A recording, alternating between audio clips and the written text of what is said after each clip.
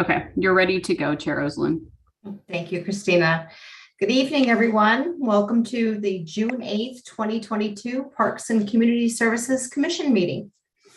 Christy, will you lead us in Pledge of Allegiance and our roll call, please?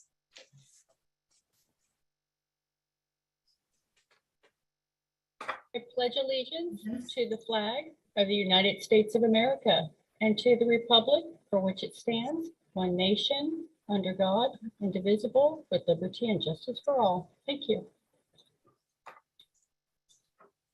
And before I take roll, let me note for the record, Assembly Bill 361 suspends certain provisions of the Brown Act, allowing public meetings like this one to be held by teleconference to help prevent the spread of COVID-19. At this time, I will conduct roll call and afterwards confirm certain matters for the record. Commissioner Dorlick. Present. Commissioner Breed. Present. Commissioner Mitra, absent. Commissioner Lopez Lucy. Present.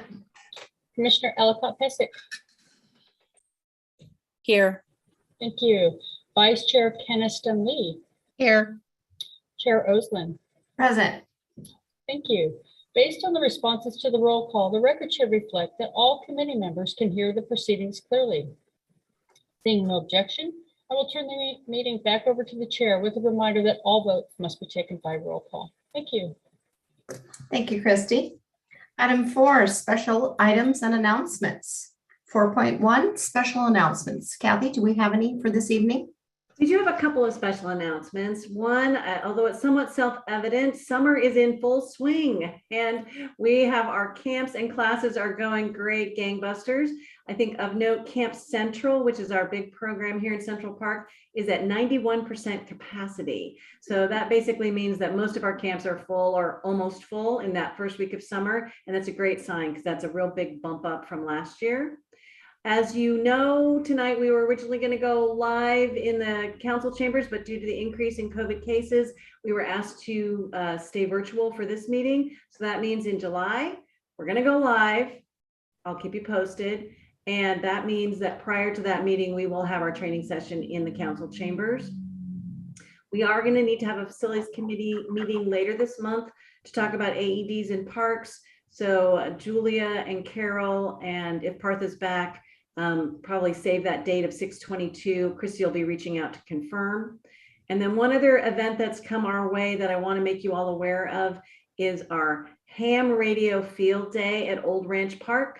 We were approached by an organization and they're going to be doing a event emergency disaster drill. Now that sounds very complicated. It's not really quite that much.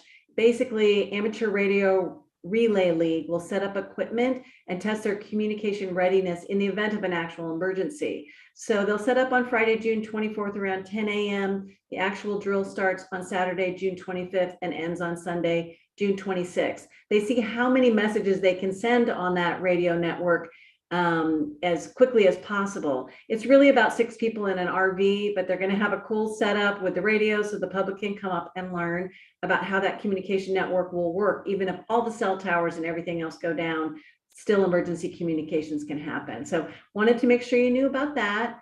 Also coming up in June, Community Chorus Holiday concert, not holiday, Broadway Hits concert on 6/17, another open space walk on 6/18, a Park to Make Life Better cleanup day in Centennial Park on June 18, a dive-in movie, the first of the season on the 24th, it's Luca at San Ramon Olympic Pool. And then of course, on July 4th, we'll have our classic run in the morning and concert in the evening featuring the ever popular Pride and Joy band. So all kinds of fun things going on in June. That's it. Great. Thank you, Kathy. Never a dull moment in the city of San Ramon Parks and Community Services. Julia, yes, we do have public comment for 4.1. Is this a good time for me to bring in the yes, it would be.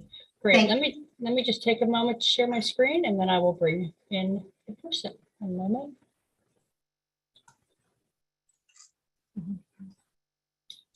I can find my timer.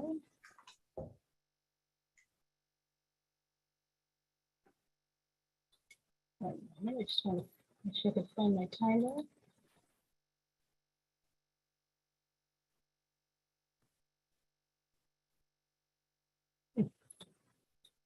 Well, I will just bring them in and I will do my timer on my phone since I can't seem to get it. One moment. Speaker, you're able to talk. Hi, can you hear me? Yes, we can. Okay, so I'm speaking to the announcer who just mentioned about the meeting mode for tonight. I'm wondering, as the public, that if we do move to the chamber next month, if we will be recorded via Zoom, or we will only be recorded audio-wise, and where would that be stored? Would that be shared like worldwide on YouTube, or would that be on our own city server? I was born in Taiwan. I'm very verbal. I don't want to be murdered, to put it simply. So I'm very concerned. All I'm asking though from you guys is if you want to videotape or you want to audio tape, that you kindly announce that in the agenda so that the public can attend prepared, knowing what of their bio traits or characteristics will be shared with the world involuntarily, just because they're attending a public meeting by their civil rights. Also, if you ever move it to like a large conference or other areas, if you prefer the public to sit a certain way, please also have it either on the agenda or at the check-in desk. I really don't want to have any run-ins unnecessarily with you guys, because you guys failed to do your part in announcing what your preferences or your expectations are to the public. I hope my requests are fair to you, and I look forward to cordial and peaceful and productive meetings going forward. Thank you. Thank you, Speaker. We have no further public comment. Moving on to item 4.2, temporary employee of the month for May. We're going to receive a presentation by Rhiannon Thomas, Recreation Coordinator, introducing Amar Khan. Good evening, commissioners and members of the public. My name is Rhiannon Thomas.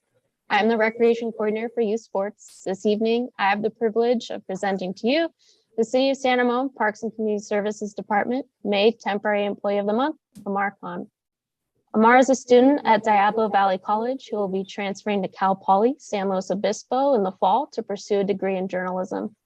Amar began his service with the community as a volunteer referee in the San Ramon Youth Hoops program in 2018. Due to his stellar work ethic and commitment to the program, he was hired in 2019 and currently serves as a recreation leader too with the sports programs. Amar is being recognized this evening for his consistent service and high level of commitment to the community.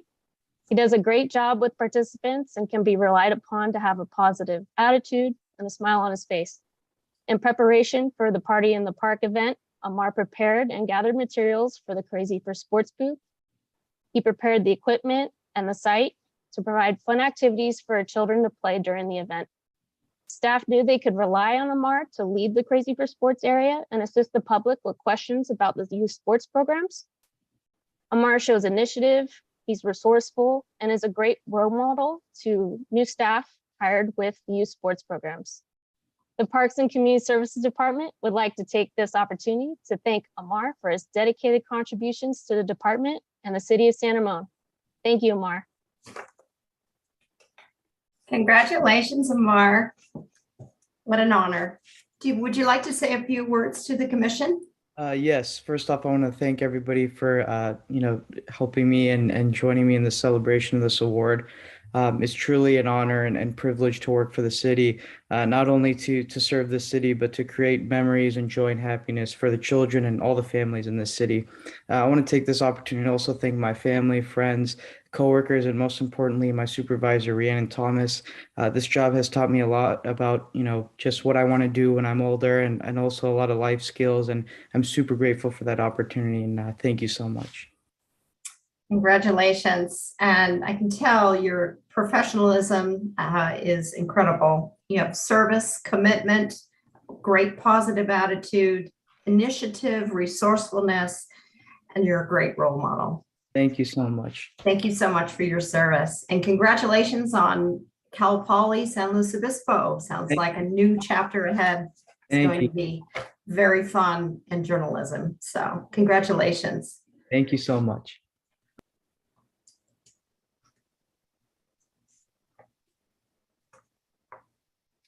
And anyone else like to say a few words? Looks like we've lost Amar already. Okay. All righty. I'd like to move to item 4.3. Looks like we have a couple new staff members to Parks and Community Services Department, and we'll start by welcoming Amalia Kulsitki. I think you're going to have to help me with her last name, Amalia. And Kathy, or who's going to introduce Amalia? Adam Chow will be introducing Amalia, and Brad Morris will be introducing our librarian in a moment. Great, great. All right. Well, good evening, commissioners. Welcome. We are here to be able to introduce Amalia Kulsitki with us, joining us on the Parks Community Service Department. A little background on Amalia, as she grew up in Lafayette and attended Camp Lindo High School. After high school, she attended the University of Nevada, Las Vegas, and received her BS in hotel management and also an MS in sports and leisure management as well. And so she spent a good deal of time down in Las Vegas. After working in Southern Nevada in environmental education programs and outdoor education, she returned back to the Bay Area in 2012. She's coming to us here in San Ramon after 8 years as a recreation supervisor with the city of St. Helena. Amalia lives in Napa right now with her 5-year-old son Muir and husband Matt and dog Nutmeg. Along with her family, she enjoys kayaking, biking, hiking, Taco Tuesdays, and Pizza Fridays, of course. Amalia is active in the Parks and Recreation field and is a certified Parks and Recreation professional and a commissioner for the Napa County Child Care and Development Council. She's excited to be joining the Parks Community Service Department and do some of her favorite parts of recreation, which is marketing programs, special events, and community spaces. And so we'd like to welcome Amalia to our team. So welcome, Amalia. Welcome. It's great to have you. And I'm looking forward to receiving your presentation later on this evening. Yes, thank you very much.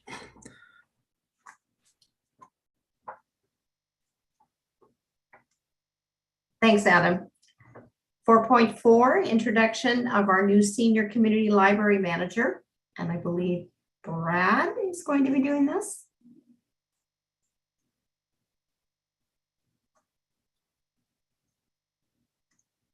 Yes, if I can get everything working correctly, I will. Thank you very much, Jocelyn. Commissioners, thank you very much for having me here today and letting me present to you this evening, introduce our new senior community library manager for the Doherty Station Library and the San Ramon Library.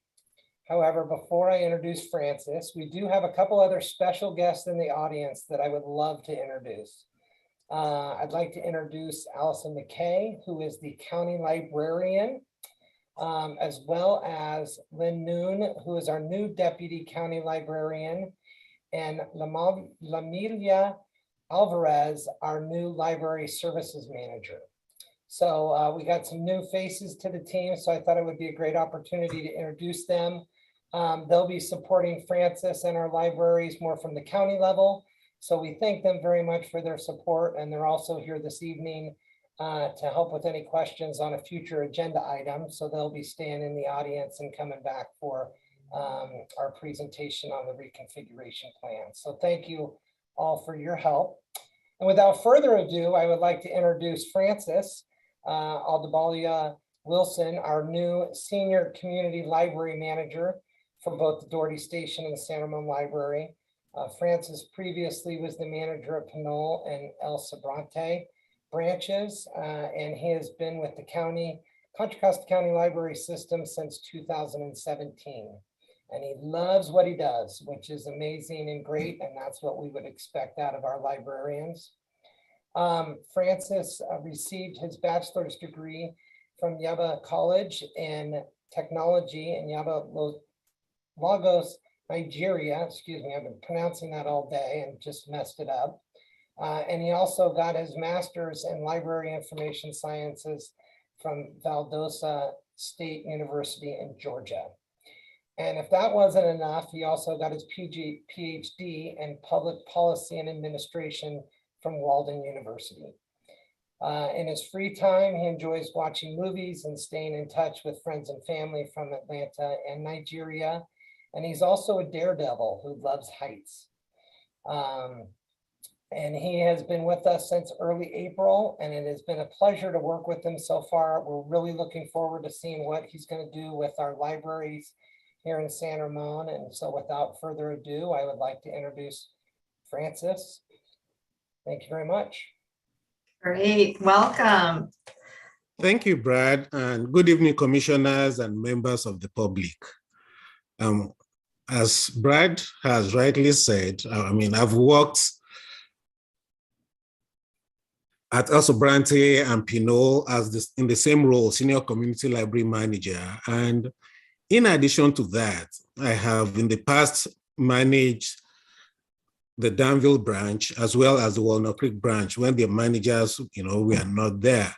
So that has given me like the experience of, working with the city as regards the county. And between myself and my team, we are trying to ensure that we create a positive synergy, with the city as well, with all our programs. And I'm so excited to be in this role, especially in this community, because I find out that is an interesting and environmentally conscious community.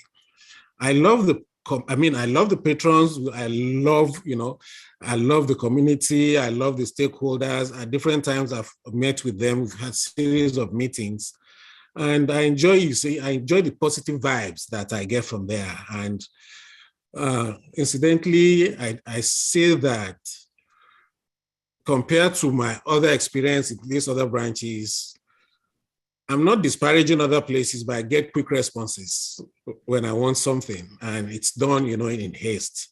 I don't have to wait, instantly I get, because I find out that, okay, this is good. And I'm so excited to be working with, the crew that I have.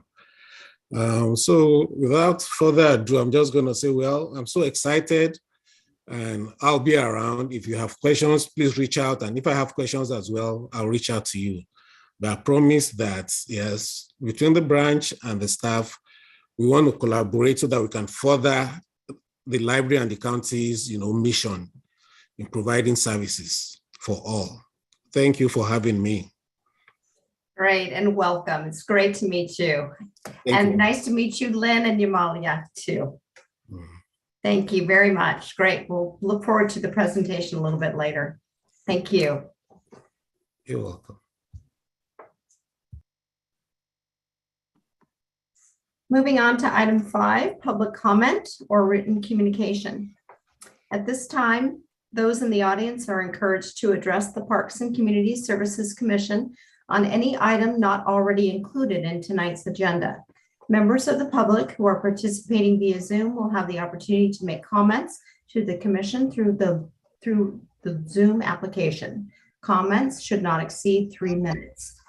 Do we have anyone in the audience that would like to make a public comment? We have 8 in attendance, and I do not see any hands raised. All right, then I'll close the public comment and we'll move on to item 6, approval of minutes. 6.1, Parks and Community Services Commission regular meeting of May 11th, 2022. Has everyone had a chance to review the minutes? Do I have a motion or any edits or changes? So moved. I second it. And we take a vote. Great. Commissioner Dorlick, Yes. Commissioner Breed, Aye. Commissioner Lopez Lucy, Aye. Commissioner Ellicott Pesic, Aye. Vice Chair Kenston Lee, Aye. Chair Oslin. Aye. Thank you. Passed. Item 7, consent calendar. Do we have any items for the consent calendar this evening? I'm seeing no from Kathy. No, we do not. Thank you, Christy, too. Item 8, commission business. 8.1, Doherty Station Library renovation and reconfiguration. We're going to receive a presentation from Brad Morris and have our library experts also join the presentation. I was going to say, Brad, it was a very positive thing. Oh, You muted. You went mute halfway through and it was positive. Wait, go back. Sorry, I was going to say it's a very good sign that our new library manager is giving you good reviews already. Good job. Hey, I'll take whatever I can get. Commissioners, it's me again, and thank you very much for having me this evening. You know it's going to be a good meeting when you have more than one agenda item on the agenda that involves the libraries. We all love our libraries here in San Ramon, so I'm very happy to be here tonight. And I'm happy this evening to present to you and come back to you in regards to our reconfiguration plans for the Doherty Station Library. Just to clarify a couple things before I get too far into the presentation. Tonight we're here discussing the moving forward or moving of the permanent book stacks to allow us to have the ability to reconfigure the use of some of the major spaces in the library. The CIP itself, for which this reconfiguration would fall under, has already been approved, and the majority of those specific work plans have already been approved with it. So we're really just focusing on the reconfiguration of the library and the moving of the stacks in order to be able to do it. However, we've been given this great opportunity with the CIP to look at the location of the book stacks and do we think it's really the best location for us moving forward in the operations of the Doherty Station Library in the years to come. And the reasons why this would be the appropriate time to look at the moving of the stacks is with the current CIP, we're looking at replacing the carpet and painting of the building. And so these stacks are permanently attached. And so it creates the perfect opportunity to look at if we want to move them, it would be ideal to do it at this point in time because we're already going to be moving the stacks out in order to do the carpet and the painting. So it's really a good opportunity for us to look at the stacks and the configuration of the library, and can we maybe make some changes with the current CIP that's in place. Unfortunately, because of the time sensitivity of the project, we do need to decide tonight if the commission is in support of moving the stacks and the reconfiguration of the space or not. So, you know, hopefully we'll have some direction at the end of the meeting in regards to that. So to go into a little bit of the background of where we ended up today. So a little bit of the background of the library was built in 2005 and it's 11,000 square feet. The library consists of 3 study rooms, a community room, community lab, adult and senior area, children's area, circulation desk, and of course the county library staff offices. The Doherty Station Library is currently open Tuesday through Thursdays from 10 to 8 and Fridays and Saturdays from 9 to 5. The Doherty Station Library was originally a partnership between the city, county, and the community college district. The library was operated by the Contra Costa County. The community college subsidized the additional hours and services that they needed for the students and the faculty, and the city was responsible for maintaining the building and any additional operational hours above the community college subsidies. The community college was scheduled to build a 30,000 square foot expansion with phase 2 of their community college. And this building would be a separate building behind the current library with a breezeway, between the 2 buildings. Over the years, the community college's students and faculty's needs have changed, and the community college has decided to head in a different direction in regards to their library services. And they've actually decided to build a space separate to the library that's closest to their campus. They think this will better meet the needs of their community college students. However, it is still open to our San Ramon residents as a community library. So with this change of usage and the needs, the county library staff thought it would be a great opportunity to take a look at how we're currently utilizing the space It doesn't make sense for us to move some things around to better meet the needs of the community now that we're not needing to meet the needs of the community college students and faculty with their books, their resources, and so on and so forth. And it just so happened, as we were kind of discussing this, and the community college is building their own library, it just so happened that the Public Services Department received approval for the CIP project that would be updating and improving the Doherty Station Community Center and Library as a separate project. This project would be updating and renovating both facilities, including flooring, paint, bathrooms, lighting upgrades, as well as ADA compliance upgrades. So the county and the city staff thought, if we're already going through all this work, is there any possibility to have those discussions as far as about the reconfiguration and the moving of stacks? And so before we got too far into that, what we really wanted to do was look at it in regards, does it make sense for us to reconfigure? What are our needs? What are our uses? So the county staff did some research on their end to look at those use patterns, as well as they spoke to the patrons and the users of the space to see what was working for them, what wasn't working from them. They also did a study about those highest circulations numbers and who was using the library. And with those findings, it turns out that our children's material was the most popular use in the library, second to our adults, and last was kind of those teen in circulation. So kind of with that information that we found, we decided to kind of go a little bit further with this and looking at this space. And so as we're having those discussions, we come to find out that the county is already working with an independent design consultant who works with public libraries and looking at, are they utilizing their spaces to reach their fullest potential? They were working with them in regards to a number of other libraries within the county, as well as they were the lead on the redesign of the Pleasant Hill Library, which will be opening up in the summer.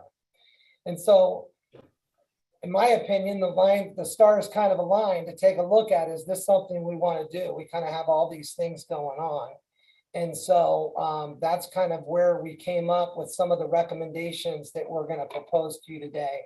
There's really three major spaces that we're looking at, although it is the whole library we're talking about. We're really looking at those children's areas, the teen areas, and the adult and senior areas. I saw Heidi with her hand up. I didn't know, Heidi, if you wanted to ask a question right now or after. Okay, afterwards. Okay, perfect. So I am going to share, I'm going to share my screen here, and I really hope I do this correctly, so bear with me here.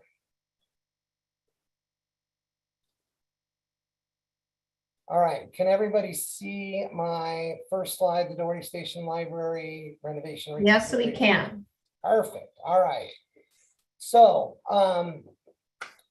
with this, like I said, we're looking at the whole library, but really there's three areas that we're focusing on.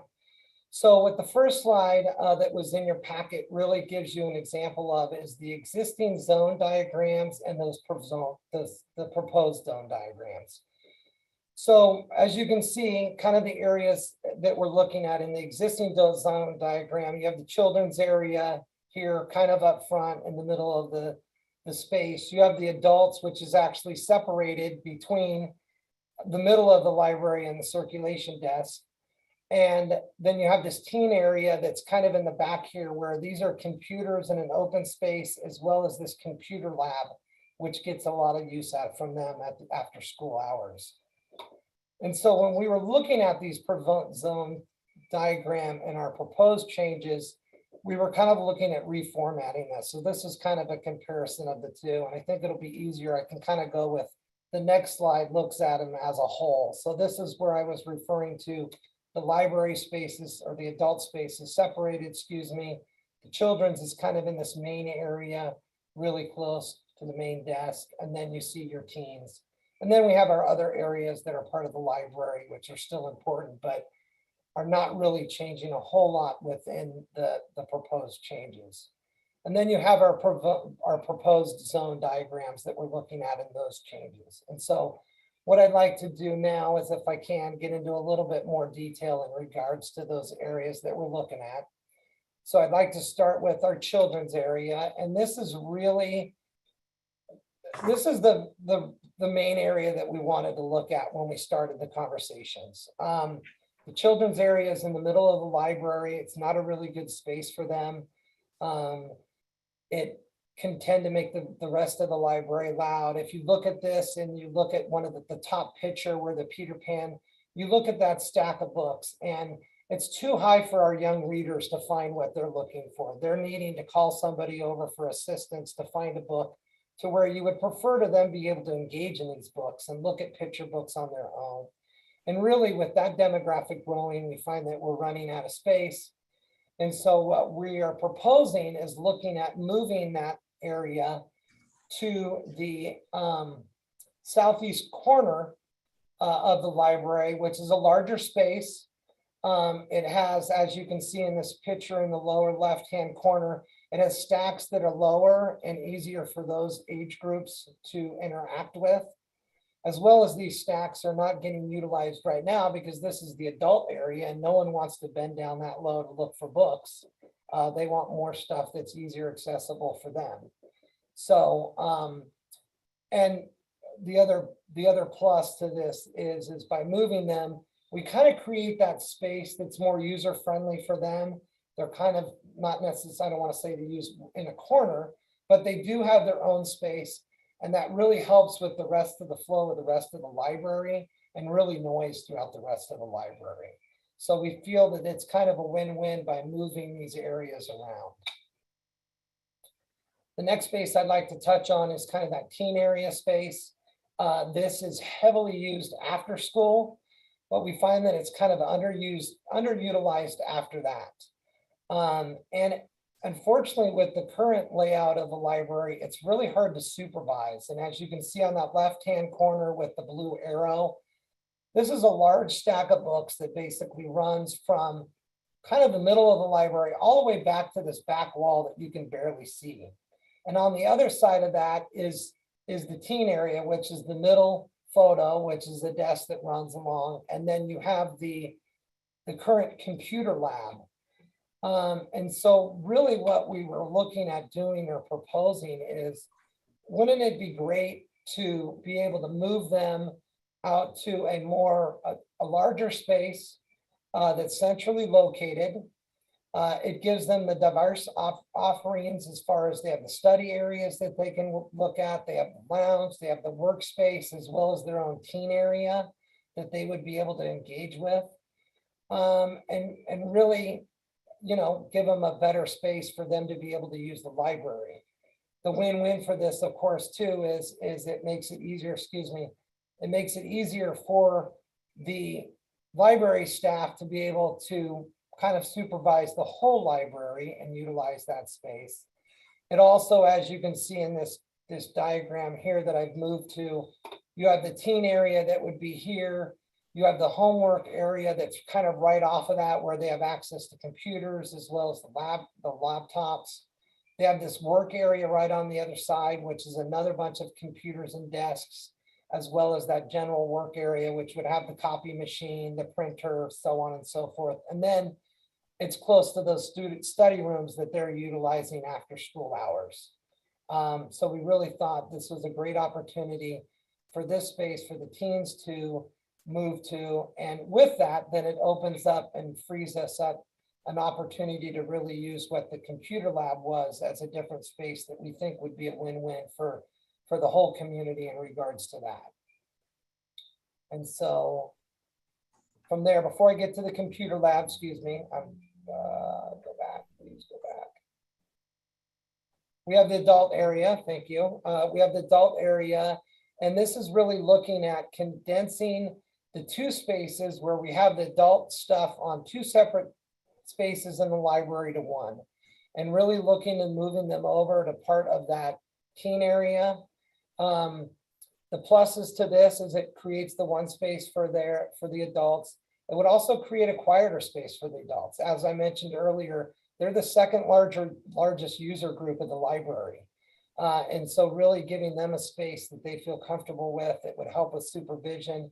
And part of that is, as you can see, the two pictures on the right kind of give you a sense for how long those corridors are with the current one long stack of library books.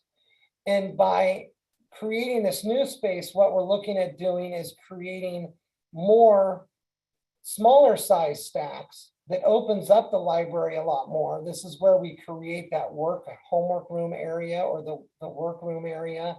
And then these, we're still able to get the large adult collection on all of these, but it really opens up to the space to where the front of that space would be open and then the book stacks would be in the back of that space. It's a little bit easier to see it on one of the diagrams. This is the space that I'm referring to. Instead of the one long stack of books, you would have 3 or 4, and then it creates more of an open area for this work area and for supervision from the librarian's perspective. So that's the adult area. Then we move on to the quiet reading room. And I think this is one of the most exciting things that we're looking at doing is really better utilizing this space. Right now, it's computers, it's a computer lab. And we find that those are really only getting used after school for a short period of time with the students that are doing homework or on their gaming. And so really creating a space that would be better utilized by all the library visitors. And so this would be creating a space where you would see couches and chairs and tables, a lot like kind of you see some of these areas at the San Ramon library. They don't have their own room, but they kind of have these little nooks that you can go into and read a book or be on a laptop and utilize that space for work or studies or whatever your case may be. And so with this, the thought is we're moving these computers out to the main portion of the library. So we're not losing any computers. We're just kind of rearranging them. And then the most exciting part of the quiet reading room, or with us transforming this computer lab, is we're hoping to be getting a laptop station, which will also create that opportunity for more computer internet access for kids and adults and everybody to be able to use the computers. And that would be more freely, right? Like they would be able to use this quiet reading room as well as any other space, and they're not locked down to a specific desktop computer. So we're excited about that. And then we looked at these lounge areas, really creating a space to where people can kind of be together in the library, but not necessarily, interrupting each other. You could be on a laptop reading a book, kind of enjoying the spaces. And we kind of have a couple of these. We have the lounge area, and then we have that teen area as well.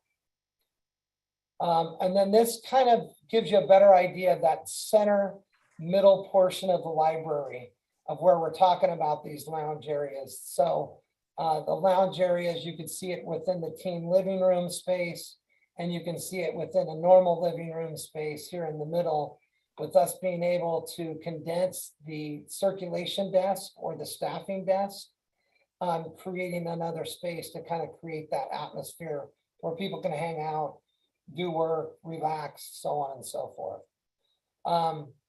Another highlight of this area is kind of this new books display area. This is kind of like where you would see when you walk into a store, a marketing area, where this is where the librarians would be focusing on the highlighting the popular and new materials, stuff that they think the community is going to be interested in, kind of using that as like a bookstore type environment. We think this will be a great space for the teens to come in, work. You can see the areas where they can work as well as the areas to where they can relax. And the best part about this is we really think this space is going to be able to be utilized by all the library visitors, especially when the teens aren't utilizing it. And we're not doing that right now with those other two spaces.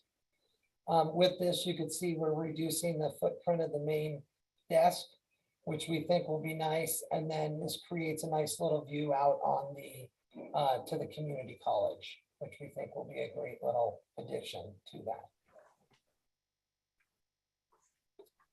And so this is kind of the two zones side by side.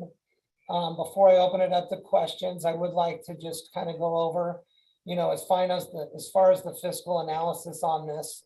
We've been working with public services on this, of course, hand in hand. Public services has been working with a construction consultant, so that's different than the consultant the library team has been working with. And the public services staff has been working with that construction consultant on the project and these proposed changes. Staff is hopeful that these recommended changes can be covered within the current project budget. However, unfortunately, we really won't know for sure if we're going to be able to make all of these changes until we receive the bids back. So the consultant that we've been working with feels like all of these changes would fit into the budget, but you never know until we get the bids back. Labor could increase, so on and so forth. So with that, if the project does not allow us to make some of these changes, staff will prioritize those levels of importance and phase in those other changes through grants. We could do donations. We can look at phasing it in with our operation budget or future CIP budgets. So there is an opportunity, if we're not able to do it within this particular project, we can do it with projects to come. And that, of course, would be with the support of the commission. If the commission is liking what we're proposing, then we can move forward with them in regards to this project or a future one. And in conclusion, just a short little recap of how we got here today. A lot of these ideas have come from the county library staff with the support of their consultants and their findings, clearly talking to the community, seeing what the circulation numbers are telling us, what the program numbers are telling us. The library staff operates the facility on a day-to-day basis, and we're really looking at their expertise as far as in this guidance. We've also taken these recommendations on the reconfiguration to the Library Advisory Committee, which was well received. The Library Advisory Committee liked the proposed direction. They did recommend working with the consultant. And at that point, like I said, it just so happened that they were working with Margaret Sullivan's studios, and it seemed like a win-win for everybody to get them involved. As you know, this group, we had the pleasure of meeting out and tour the Doherty Station Community Center in the library, where we were kind of able to talk about it, and I got some great ideas and suggestions at that time. And then last but not least, we were able to go to the Parks and Community Services Facility Committee to receive information and feedback. The committee had a lot of excellent questions and recommendations, which we incorporated in this report with the proposed changes. And we felt that the proposed changes were well received.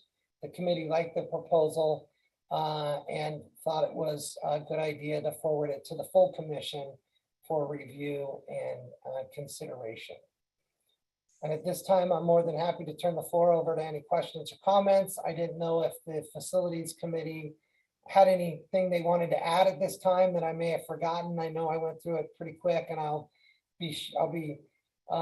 can unshare my screen for the conversations. And then if we need to go back to the share screens, I'm more than happy to bring up some of those diagrams.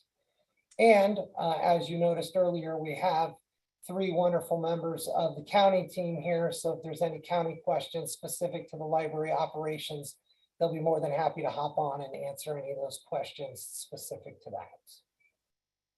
Great. Thank you, Brad, for thorough presentation and bringing us up to speed of where we've been and where we are today. Before I open it up to public comment, I want to give the commissioners an opportunity to ask clarifying questions. Not to give feedback, just clarifying questions now, and then we will open public comment, and then we'll provide Brad and the library staff our feedback. So I see a hand raised, Vice Chair Kenniston-Lee. Thank you. I'm off mute, right? Good. Okay. Yes. All right. So just a couple of quick clarifying questions, and I'll reserve my comments for later.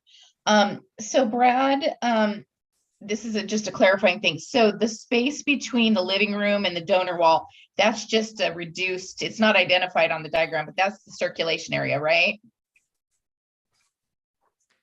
Correct. The little that's what we call the circulation front desk. Yeah, so that's the vantage point of the librarian, right? Correct. Okay, good. And then when you convert the quiet reading room, and you move chairs in there, will those chairs have power supply and USB outlets like the ones at San Ramon, the main library? That would be the end goal, correct. Okay, so are we anticipating that would be part of the budget you're looking at now? Unfortunately, that is not in the budget right now. This proposal is the moving of the stacks, the reconfiguring. We would be using the current furniture that's on site. And then we'll be looking at additional funding or opportunities. And normally, I mean, that facility is 15 years old. So we're going to be looking at some of that furniture. So, you know, whether we do it part of a big project or just part of, hey, chairs and tables need to be replaced, let's replace them with those type of amenities like we have at the senior. Okay. The Santa Barbara Okay. Library, excuse me. And then I know at the last meeting, we talked about whether it made sense to have the adult area closer to the children's areas for people who had kids they wanted to supervise. Did the county or the consultants have any opinion or do they feel like this proximity is close enough for supervision? Where if a parent wants to be looking at the adult books, but kind of have line sight to their kid, do we feel this is achieving that? Through my discussions with the county, and we can bring them on, Christy, but yes, they did. And part of that was by reducing the length of the stacks, right? We open up the library. Okay. So if I'm over in the adult area, you don't have the long wall of one long stack that you can't see around. You have 4 or 3 shorter stacks to where I can be grabbing a book, come to the end of my stack, and then I can see across to the children's area from there. Okay, but that was part of the discussion. That was part of the dialogue. Correct. Okay, good. Okay, I see Lynn nodding her head. And there's the rest of my team. So yes, Lynn. Yeah. Yes. Boy, they all came on all at once. They were ready to back you up. I love it. Right. That's Yeah. right. And then my last question is, and so hang on, guys, this might be a good one for you too. Are there any concerns, because I know this was a discussion with the main library renovation with regard to the proximity of teens to the younger kids, because that, you know, can be problematic if you've got teens, you know, as well as they may behave in the library, you know, maybe not behaving appropriately in the mind, you know, for younger kids, if you know what I mean. So is there any thinking around that? Do we feel like that's going to be an issue? Do we feel the separation of the homework help in the community room is going to be a good enough buffer? Yeah, thank you for the question. I can say to that, yeah, this is more appropriate than what we have. And incidentally, the teens are not in the library like for the whole 8 hours. Most times they come in after school, right, and they're well behaved, because within the short spell that I've spent there, I noticed they come in after school, do their homework, you know, after that they're out. I don't know, maybe it's because of the COVID, you know, happening, they don't stay longer within the library. And I've never had any experience that I had to tell them or even shush them or see them walking around or running around or playing tags. So, and again, they'll be in a place that, yes, there's a line of sight of supervision so we can see them. And just like I said, it's an interesting community for me because I noticed that I have less supervision of everything there, especially when it comes to patrons, you know, misbehaving. So far, in fact, I'm impressed. They just come in, reserve this, the study rooms, collaborate together, and they leave.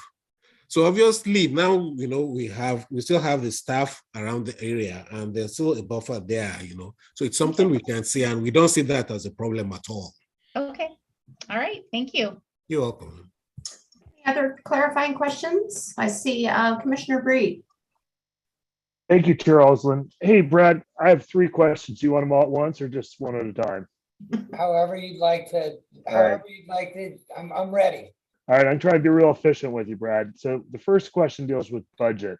My question is, if we run out of money to do this whole thing, how are you prioritizing what we do and not do? So I don't want to start moving everything and all of a sudden we run out of money. So I guess, do we have enough money to do what we want to do to get us a certain percentage there? So that's my first question. Second question deals with public input. How much input have we received on this project from the public and feedback from the public? And the third question, Brad, and final question is, have we looked at having a Wi-Fi for a total Doherty station. So the college has Wi-Fi, you know, we're future going to do some stuff at Doherty station itself and then the library.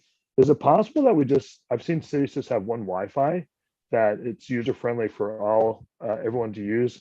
And does the Wi-Fi that we're going to put in, does it have the speed and the bandwidth to support everyone within the library who may be using it? Do we have the speed? And, you know, have we, I'm not an expert in that area, but I just want to make sure that that we have enough bandwidth for everyone who may use it. So that's actually probably 4. I apologize, Brad. So that's it. Thank you. Perfect. And if I forget anything, please chime back in. I will. I'll give it. So yeah, I think when it comes down to prioritizing the budget, it really comes down to, we'll have a better sense once we get the bids back from the contractors in regards to what's going to cost what. You know, ideally what we would like to do is move the stacks, because then if the commission's on board with the way that we're looking at realigning things, the moving of the stacks lets us achieve that. There's some other things that can take place, but you know, that can wait, like the reducing of the desk, so on and so forth. So we would prioritize that. However, if the moving of the stacks was the astronomical dollar amount and the changing of the desk was a minor thing, you know, we would have to weigh that within the grand scheme of the project. And really it's the overall project as a whole, because this is not just the library, this is both the community center and the library, a project as a whole. So that's where we would get into that. But if I had to, you know, through our discussions with the contractor consultant, you know, we think the moving of the stacks is going to be a minor thing. We're still waiting for the feedback on the reduction of the main desk. And really they won't know until they get in there, look at the space and have a chance to bid. So that's kind of how we would prioritize things. To follow up in regards to, you know, getting feedback, the county staff really took the lead on that, out there with their day-to-day operations. And a lot of this was done with Dina before, you know, she retired, and really trying to figure out what works best, you know, getting that feedback from the programs, both the leaders, the staff, as well as the participants, as well as the users. So it was that, going to the Library Advisory Committee for their feedback, as well as to the Facility and the Parks Community Services Commission. So that was kind of our outreach. Lynn, did I miss anything on that you remember? Yeah, on the subject of the Wi-Fi, we actually have Allison McKee here, who's our county librarian, who's would be happy to address why we can't share the Wi-Fi with the public. If you want to pull her in as a panelist, she, I believe, why we can't share with the college. Yeah. And I think she is she might be as library administration or something like that. If you can, I think we're okay, because I think if I can, Steve, I think what we would be looking at would be like a citywide Wi-Fi, where I think the city would be taking the lead on that. And at this point, there's that's not part of the scope for either one of these facilities or either one of these projects. I think it's a great idea, and it's something that we can look for with future projects. I know it's a priority of the council, you know, Wi-Fi in parks, but it's not currently. And as Lynn said, it's a bigger conversation with the other users. Is somebody willing to provide the Wi-Fi at all these different entities and the risk that may come with it? So I don't have that. It's not currently part of this project, and we won't be able to move forward with this, but it is something that we can, you know, I can make a note of. No, you answered my question. That's perfect. Thank you so much for your help. Appreciate it. Thank you. Okay, great. Thank you for your thoughtful, clarifying questions. I'd like to open it up for public comment. Great, let me see if I can bring up the timer. Yes, I can. Yeah.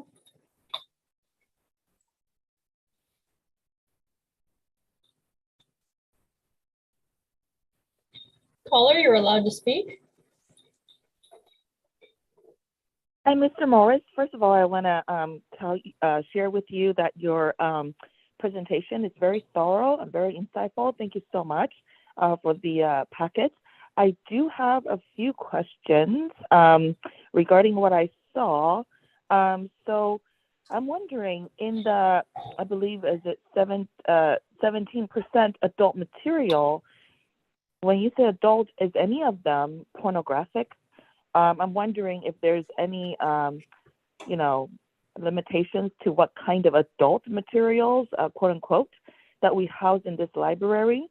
And secondly, on your comparison diagrams for existing zone diagram and proposed zone diagram, I would like to ask the following clarifying questions. In the existing zone diagram, you have the circulation desk. That is very clear. But then I guess another commissioner just asked you if the living room area now serves as a circulation desk, but I'm not sure I understand if the circulation desk will be facing the entrance or facing back room, because looking at your furniture, it is like a U shape with two dots. Is that supposed to be like the desk, or is that like a sofa? Because it says living room. So before her question, I took it as it's a sofa. So if you can please clarify that, because that will really serve as a telltale sign as to how much of your remodeling objective was met. Because if it's for supervision, we need to know where the supervision really is now, but it is not clearly notated in your proposed zone diagram. So if you can please clarify that, it would be great. Also, I am wondering, in the children's area, there is an emergency exit. Now, with all the shooting and stuff, I am very careful about, you know, doors and gates. So if it's an emergency area, I'm wondering if it is an area that you can just push out and leave. And because it is so close to the community room, I'm not sure what this community room means. Does it mean that it's an open space where kids can possibly wander out from there into the patio and then like disappear? You know, as a parent, if I have a young toddler, I would be very concerned about kidnapping or children disappearing. Compared to the previous children's area's design, the proposed area is so close to the emergency exit. I'm not sure safety-wise if that's, you know, a wise location. And also I'm wondering how authentic are the furnitures that I'm looking at in the blue square. Are those just for decorations, or you're actually going to have those like, you know, L-shaped sofa and different desks? Also, in the donor's wall that wasn't existing in the current zone diagram, but is now in the proposed zone diagram, are you going to have people who just like pop in and drop off whatever materials there? I mean, what is defined as donor's walls? Are they going to be child friendly? Are they going to be like sexually explicit pornographic materials allowed? I mean, in other words, Thank you for your comments. We have exceeded the time limit. Thank you very much for your thoughtful comments. We have no further public comment. All right, I'd like to open it up for discussion with the commissioners to provide Brad and the library staff feedback. Sounds like we need to get a recommendation tonight. So I see a hand raised. Vice Chair Keniston Lee, start us off. Thank you. So I wanted to validate, number one, that staff is taking advantage of an opportunity that the CIP is giving us to really make the most of it and try this reconfiguration. So I love it when staff comes back and they're like, hey, if we do this simultaneously, it's going to save us some money. It's going to give us an opportunity to improve operations. So I really want to validate that, because I get really proud of our city when we do stuff like that. So I get that. And you know what? to Commissioner Breed's point about public input, I want to validate that, but I want to kind of give my understanding that really, because there's a timing issue with taking advantage of the CIP and the opportunity to move the stacks because we're doing wall painting and so forth.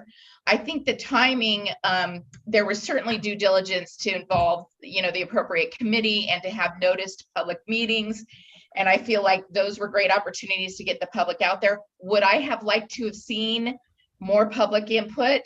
I absolutely would. And so what I would say is so I get that there were some timing restraints that probably didn't allow us to go to the extent that we normally would, but maybe in the next phases where we have other opportunities, maybe we can build those public forum avenues into that process. So, but I wanted to validate Commissioner Breed, but also express an understanding for the circumstances that led to the process that we've seen so far. The other thing is, I want to validate the question about Wi-Fi also, and I know that our fearless director, Kathy, that is present always in her head, that we're looking for opportunities for our facilities and our parks to have Wi-Fi. We know that's important to our community. And so I also know there has been some discussion relative to costs associated with that, but you know that it's a priority and it never hurts for us to reiterate that in a public meeting. Okay. So in my mind, I feel like we're taking advantage of a cost-effective approach to reconfiguring and moving the stacks. I say, let's try it. And what you'll find about this group and other groups in the city, other elected and appointed groups, is that we like to hear back. We like to measure results. And so I would say, definitely get back to us if we try this and let us know what you're seeing. Let us know where things are going well. Let us know where they aren't. And maybe it requires a tweak in the future where it's appropriate and cost effective, but I'd certainly like to hear back. I do feel like caller user 1 made an interesting point that for my own edification, I'd like to know if the consultants and everybody involved considered the proximity of the emergency exit to the children's area. I feel like you probably have addressed that, but I feel like it's a valid point. And on behalf of the public, I would like to have that answered. So Brad, do you want to address that for us? Yeah, I can address it, or Lynn, if you want to, I'll take a first stab at it. I think the difference between the two is the location right now where they're at is right by the front door, right? So it's actually right next to the front door where everybody's coming in and out, and they could go in and out. The plus to the other exit is there's, that's emergency exit. And I believe there's a sound mechanism Alarm on it. So in order for somebody to get out, one, it signals somebody's gotten out, which helps in the children, right? Because every parent's going to be like, "Ooh, that's my kid," and off they go. And then, number 2, you can't get in from that door. So it's really only out in case of an emergency. And so we felt it was okay putting them there, actually a little bit safer, because you turn your back, they could go right out the front door and no one would know the difference. There's no alarm on that. They get to talking compared to with the emergency exit door, you're going to get a sound and a siren and everybody's going to know that door was open, which is going to trigger people to turn to it. Yeah, I figured that would be the case. Sorry. I figured that would be the case, that it would be an alarm tied to it. Yeah. Yeah. And then in regards to the community room, that's like a locked classroom. So no one can get in and out of there without staff being present. So there's not the concern of somebody coming in. They have to come in from the library in order to engage with that space, and it's not unlocked. The staff unlock it, and they're only in there when staff is in there. So there's not really the concern of that being that close. Actually, it's a win for the children's area to be next to it, because the group that utilizes that study room, and I see Lynn nodding, and I feel bad because I feel like I'm stealing all of her thunder, and I apologize, Lynn. But the group that really utilizes that space the most is the story time in that demographic. So it's right next to each other, which is kind of a win-win in regards to that. And then Brad, while you're at it, do you want to give a 2-second description of what the donor wall is? Yeah, the donor wall, and actually Francis and Lynn would be better able to probably describe the donor wall and those other spaces. Those aren't, I apologize. The existing zone diagram, you're correct, doesn't show the donor wall or that community resource area, but those are currently in our facilities. Those aren't new spaces. We have a donor wall and we have community resource area, which is everything that goes up has to be approved by county staff. They have rules on what they put up and what they don't put up, and it goes through them. And, you know, you're looking at community flyers that are appropriate for the community, county information, library information. Lynn or Francis, am I missing anything on that? Yeah, I'm gonna, yes, absolutely, everything you said, and that is, you know, community resources are things relevant to the community, nonprofit, county, public meetings, things like that, and the donor wall is just as you said. And I also just wanted to point out that we do have free Wi-Fi in the library that's provided through the county system, so that already exists in the library. And I think, just to clarify, because I know you're looking at having Wi-Fi kind of in a larger area, but already that Wi-Fi exists for free in the library. I just want to comment on the children's area and the door that's there. That is a topic that the facilities committee did address, because that concerned me as well. And it was clearly stated that this won't be a door that anyone can go in and out of, and so without an alarm. Now, I agree, it definitely needs to be, you know, it needs to be very clearly marked that that is an emergency exit only. So, because it is so close to the children. I think the only other comment that I want to make before I start calling on the others is that it can be a little bit deceiving looking at this diagram, because there are shaded boxes which give it the illusion that there's like walls around it, but it's all very open spaces. And so the site, you know, the view of seeing the children from the other areas it's not difficult at all. But we look at it from these boxes and it gives us the illusion that there's walls there, but there are not. So, so given that, have all the questions and comments for Brad? Vice Chair Keniston Lee, you good? Yeah. Okay, I want to move on to Commissioner Alcott-Pesek. I'll be very brief. Thank you, Brad and staff, Lynn, for the work you put into this. I really appreciate having had the tour and attempting to visualize the concepts that you had put together. I feel like you really did an excellent job of putting it all together and incorporating our feedback. I was one of the people that mentioned some concern about the proximity of the young kids to the teens. And Brad, at that time, I thought you did a really good job of answering that. You and I stepped aside and took a look, and I understood your vision, and I see that it has translated to paper. So I feel very good about this. I also feel like this is something that is not a monolith set in stone. If adjustments need to be made at the recommendation of library staff or the community to make adjustments, they can be done. I think this is a fantastic project that should really help support the use of the library and the connection of the community. And so thank you for the work. And I am ready, Chair Osland, after comments are made, to move to recommend the acceptance of the report and move forward with the renovation, if that's appropriate.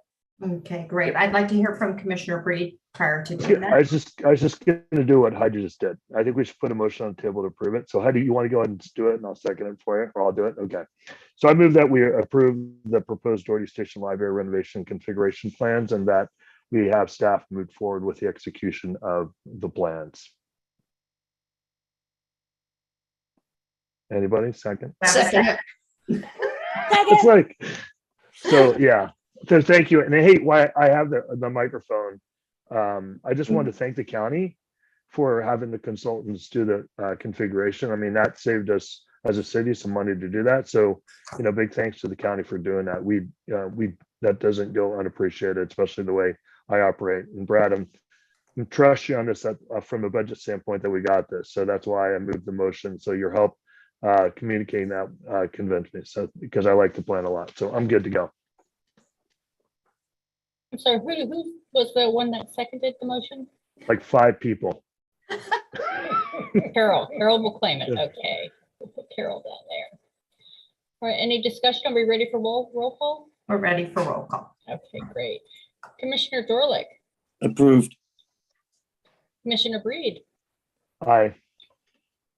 Commissioner Lopez Lucy, Aye. Commissioner Ellicott Pesic, Aye. Vice Chair Keniston Lee, Aye. Chair Oslin. Aye. Thank you, passed. Thank you very much, commissioners. We greatly appreciate the feedback and we really appreciate the opportunity to move forward with the project. We love our libraries. We do.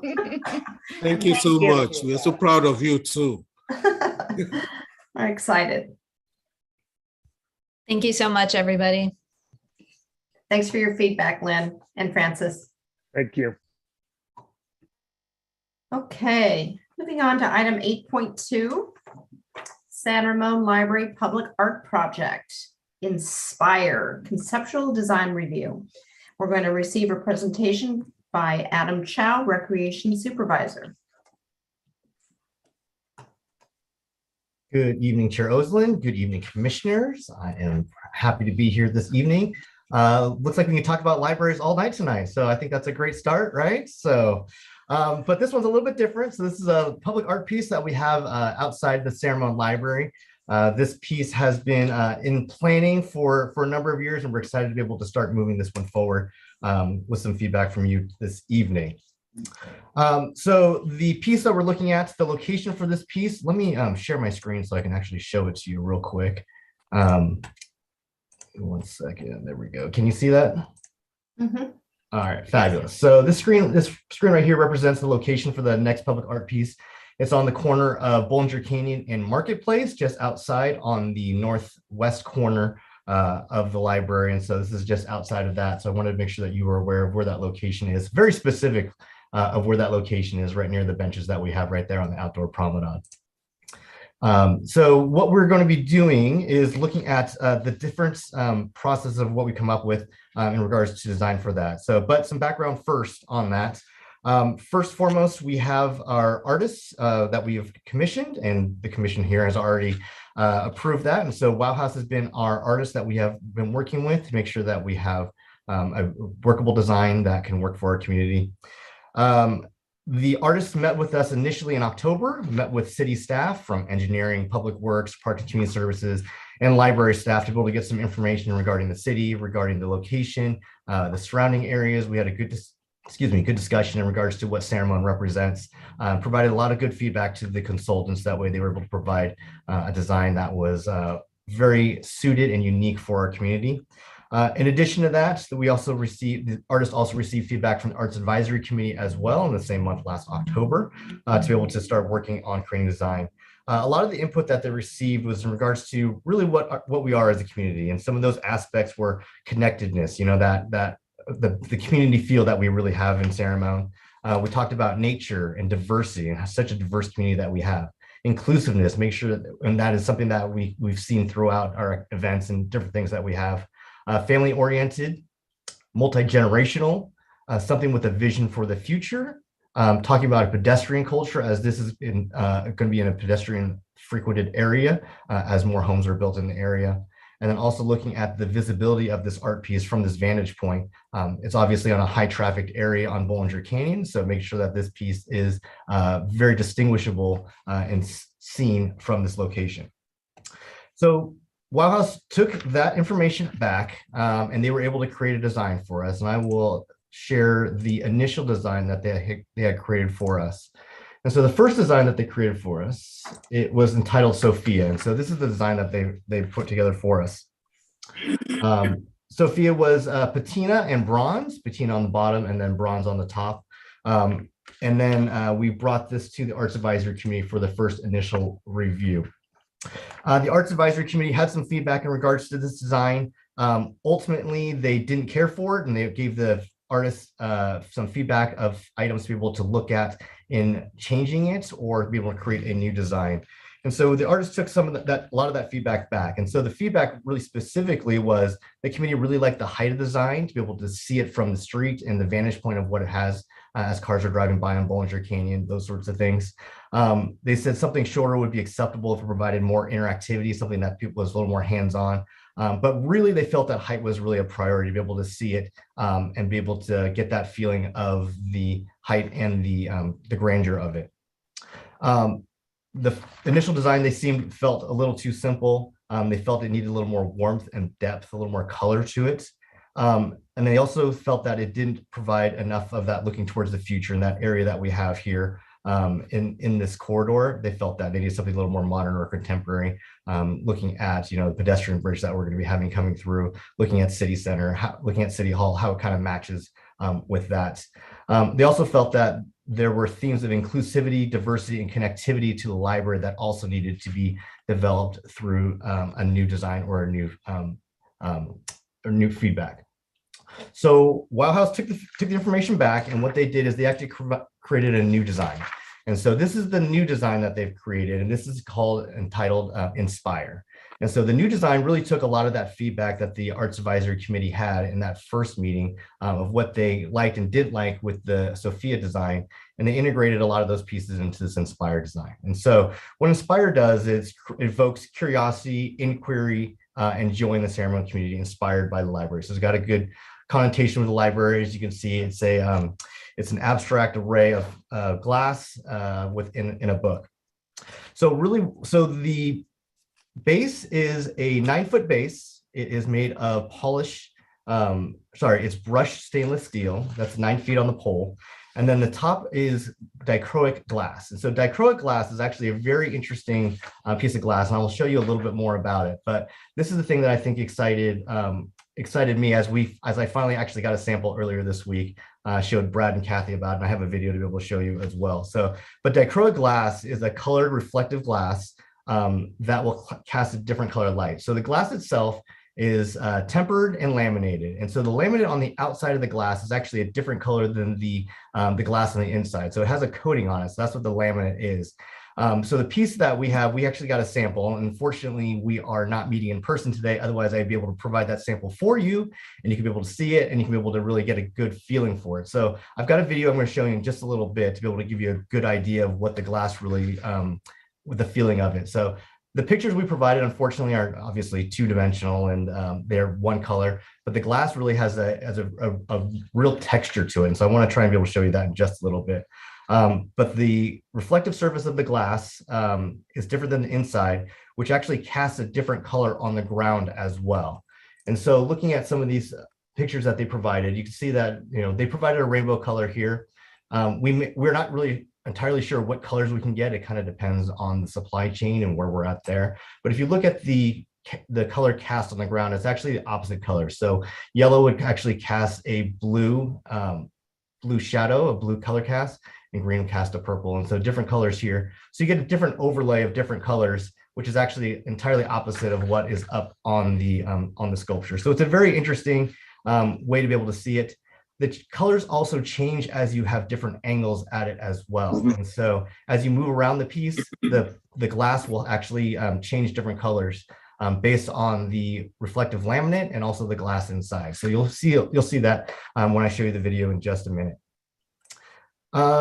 Let's see. Dichroic glass is a sculptural element that will be edged in stainless steel. So this is all stainless steel here. To give you a size of the pages, so this is obviously an abstract book. Maybe not as abstract as some people would think, but these pages are 24 inches by 36 inches. So this is a 3-foot by 2-foot plate of glass is what we're looking at. So we're looking at something that's really large in scale. Obviously, so we're looking at a 2-foot span across, and then a 3-foot span the opposite direction. So the shadow that's going to cast is going to be approximately 2 feet by 3 feet, possibly just a little bit larger than that. So we're looking at something that has an element of interactivity based on walking around the piece. So you will see the glass reflecting. You also have the shadows casting on the ground as well. And so you have a couple different pieces of interactivity there. You have a couple different views of diversity, which were included, and that's the different colors of glass that you can be able to look at as well here. So as I mentioned before, the pole is 9 feet here. The glass pieces are 3 feet by 2 feet. So it's going to be about 11 feet at the top up here. Let me go back actually. And I can show you to scale. These light poles here are actually 11 feet tall. So obviously this picture is not quite to scale, but I just want to give you that idea that this is 11-foot tall pole right here. So approximately 11 feet would be from the base all the way to the tip of the book. So it's about the same amount of height right there. Let's see, the stainless steel pole is 4 inches in diameter. So you'll be able to know how thick that is right there.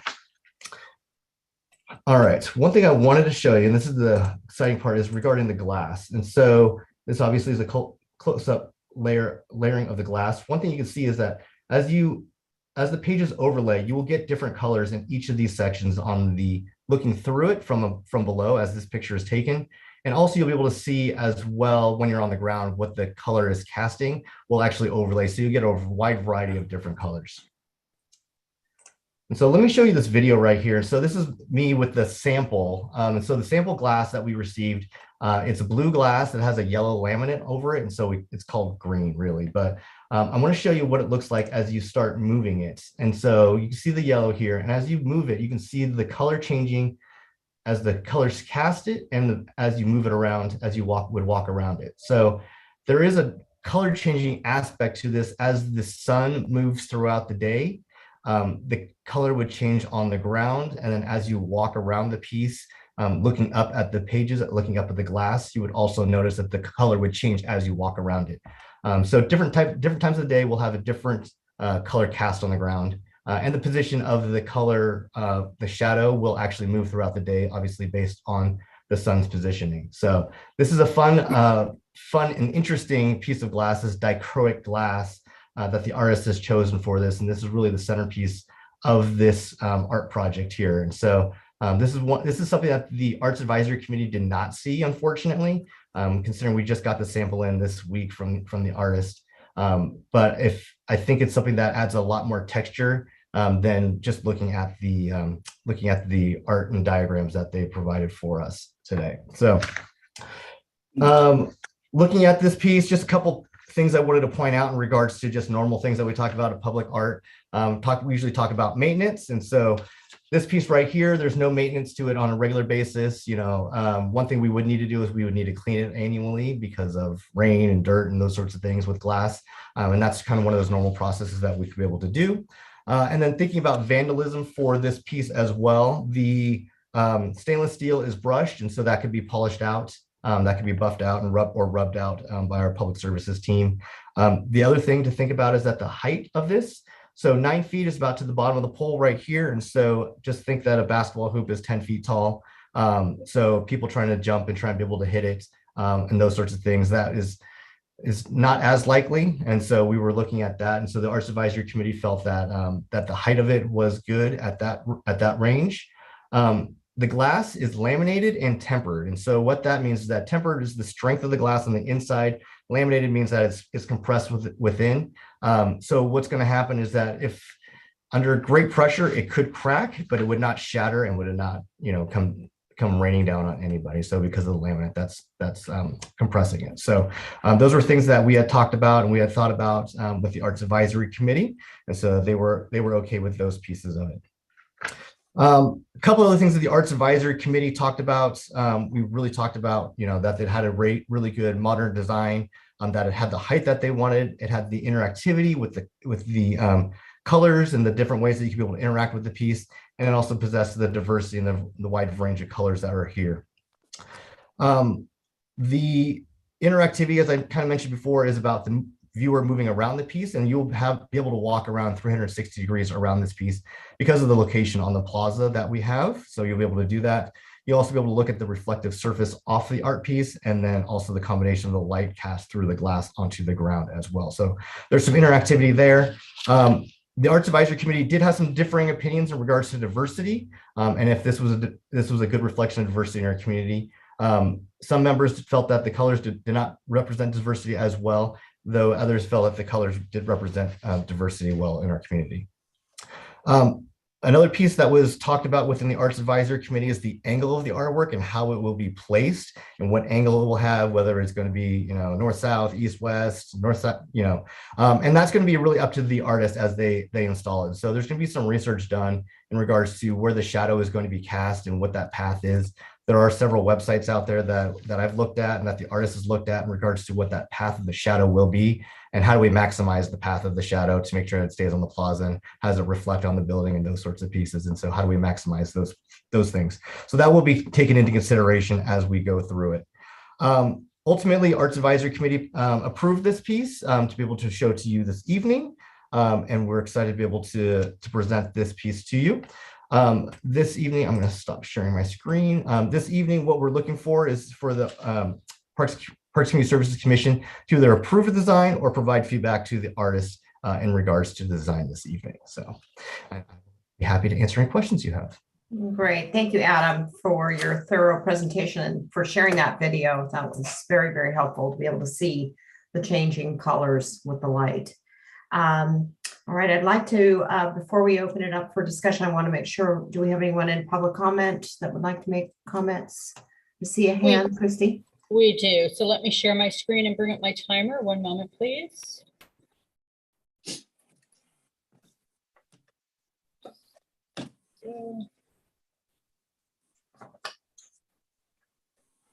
Speaker, you're able to talk. Hi, can you hear me? Yes, we can. Okay, I don't know how to put this more benignly, but I'm very offended. This is butt ugly for $30,000. Not only are the color schemes completely out of character from the surrounding buildings and vicinity, I don't get the symbols and I don't get the colors. Symbol of love and the yellow and red. Are you trying to? I know yellow and red is communist Chinese flag color, and then you have got this thing that does it flip open? And the laminate surely is reflective. We already have enough distractions, and now the motorists are going to be further distracted coming off the freeway. Is that necessary? I don't get it. Also, there is a marquee to the left, which is constantly flashing lights. And then here you've got all these colorful stuff. I'm not sure. I don't get it. I really don't. If you're trying to put up something that represents everyone, and because everyone is diversity, how about the eagle on our city flag? Or, I don't know, something that maybe you can rotate to represent different groups. I mean, how about a cross? Would that offend you if you put a cross up there? I don't get this. Why don't you just go ahead and put up I don't know. I don't want to offend anyone either, but I am very offended. This is not worth $30,000, and I'm sorry. This is just having fun for the staff according to their own. I don't know. It makes them happy, but it doesn't make the residents and the drivers and the visitors happy, nor do we get this at all. So if you want to make yourself happy, go ahead and approve it. But if you want the community and everyone to appreciate this, please take this off. This is really just toddler, and it doesn't make any sense, and it distracts from the motorists, and it doesn't serve the purpose of $30,000. That's good money we can use elsewhere these days. Thank you. Thank you, Speaker. We have no further public comment. Great. Public comment is closed. I see hand raised. Vice Chair Keniston Lee. So I just want to ask a clarifying question, Chair Osland, and then I'd rather hold off on my public comments.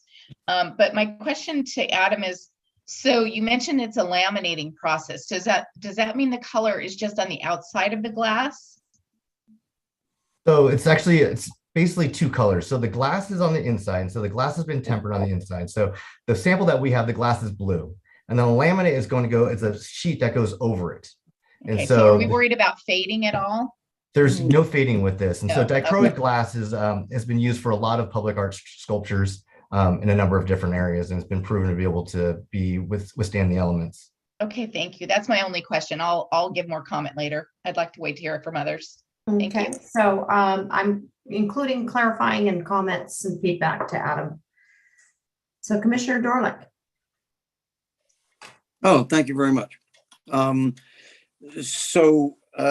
This particular artist has done multiple public art pieces. and suggested the dichroic glass because it does have strength, resilience, has been used in many areas for public art, and they're very familiar with the use of it and how to take best advantage of the angles, not just the angles of the presentation, but the angles of the light. So as Adam had pointed out, we were going to, investigate the path of the sun at that particular place and location so it can best be utilized. So the representation is not random.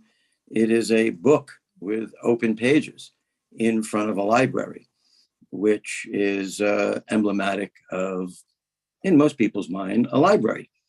And so as Adam pointed out, the colors that are shown in the representation there are just that, a representation. The glass is not that readily available. And so you really have a bit of a narrow selection as far as the availability. And then especially with some of the supply issues that are going on right now, that would be, contribute to that as well. So we would look at the different colors, but there would certainly be a spectrum of the colors. And as was pointed out, one of the characteristics of this particular glass, besides being very durable and really designed for these kind of outdoor public art pieces, is that they do represent a variety of colors as the light changes.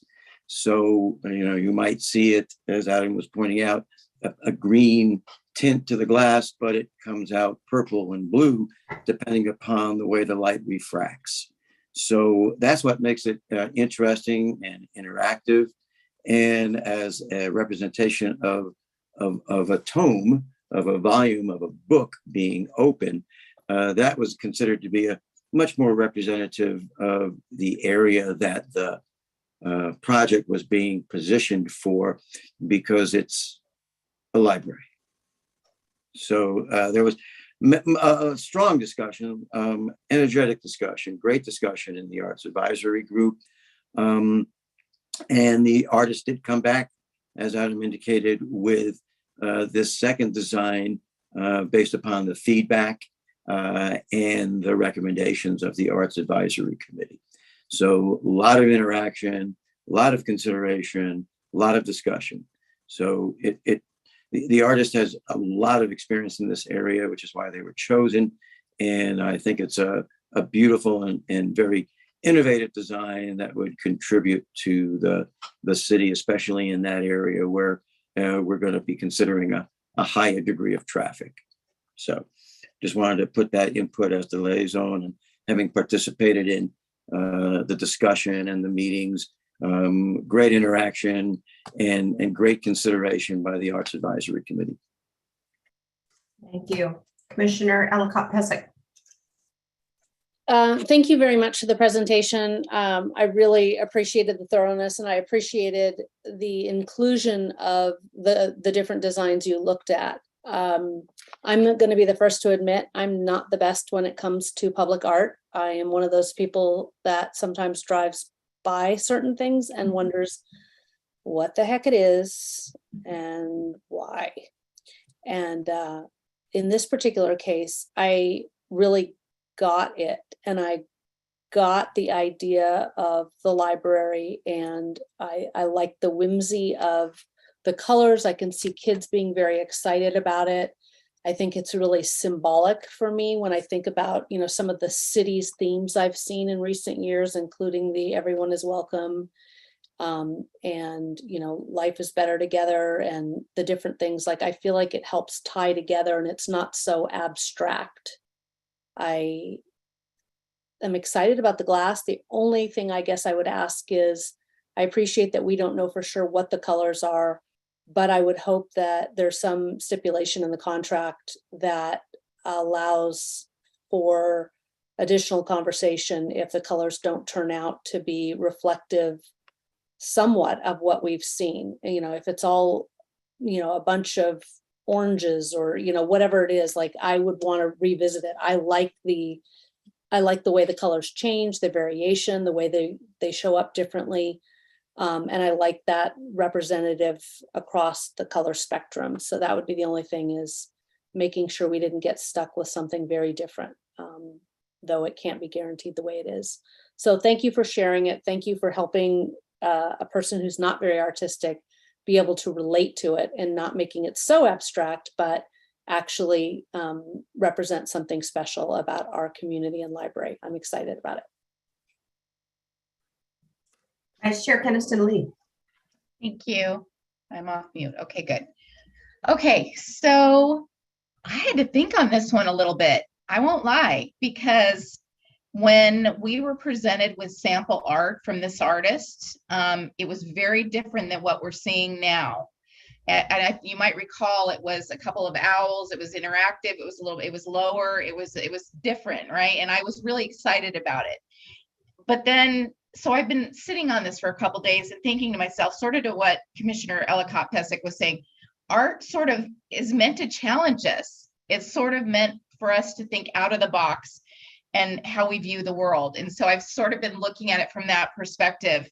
And also the reality of the fact that we have a budget that we're dealing with. That's not a tremendously large budget, if we're being perfectly honest. Oh, excuse me. And so we have to keep that into consideration. I understand the split vote. I appreciate the Arts Advisory Committee and their efforts. And thank you, Commissioner Dorlick, for sharing some of that discussion with us. It sounds like it was a rousing discussion. But I agree that number 2 obviously is better. In my mind, it absolutely reflects diversity and it absolutely reflects library. So that's a good thing. At first, I was thinking, well, maybe we need to make the trunk, which is very plain and very basic, maybe we need to give it some interest. And so interestingly enough, I asked my adult nephew about that thought, and he said, well, wouldn't that detract from the glass book and what you're trying to achieve with the interactiveness and the reflection of the light, which I thought was so brilliant. He must be related to me. No, I'm just kidding. But I appreciated that comment. I do think a couple of things. One, if we move forward with it, with regard to the stock, the other thing I thought about was the fact that I think the artist is trying to mirror the light poles with the same look and feel of the trunk. I don't know what we're calling it, but I see that it blends in with that. And I would imagine that there's some consistency trying to be achieved there, in addition to probably cost savings. The other thing is, if we do move forward with this concept, I kind of thought that the colors could reflect the City Hall lights. So there must be a spectrum of City Hall lights that we utilize to celebrate different occasions and different holidays. And if we could distill that down into a basic collection of lights to have that book reflect those lights, I thought would be sort of poetic and a neat kind of thing to do, but I get there's some constraints here in terms of availability and so forth. But I just want to throw that out there. The other thing is, we're Parks and Community Services. We're all about nature, right? That's big for us. There is a bit of a tree reflection there, a bit of a tree element, if you think about it. But I also feel like we're celebrating light with it. And so that certainly for me brought in the nature component to it. The other thing I've been giving a lot of thought to on this one is the fact that we are an oversight to this process at this point, but we do want to honor the decision of our committees, when it makes sense, right? And it sounds like they've done a lot of work on this, a lot of due diligence. And so I want to a certain extent honor that they have done that work and they have decided that this is the direction to go in, even though it was a split decision. So I wanted to wait and hear what everybody else had to say, and I can't wait to hear what Commissioner Lopez-Lucy has to say as well. But I think there's something good here, but I don't know if anybody wants to entertain, looking at any kind of tweaks, but I can see moving forward. That's kind of where I've landed. Thank you for indulging me.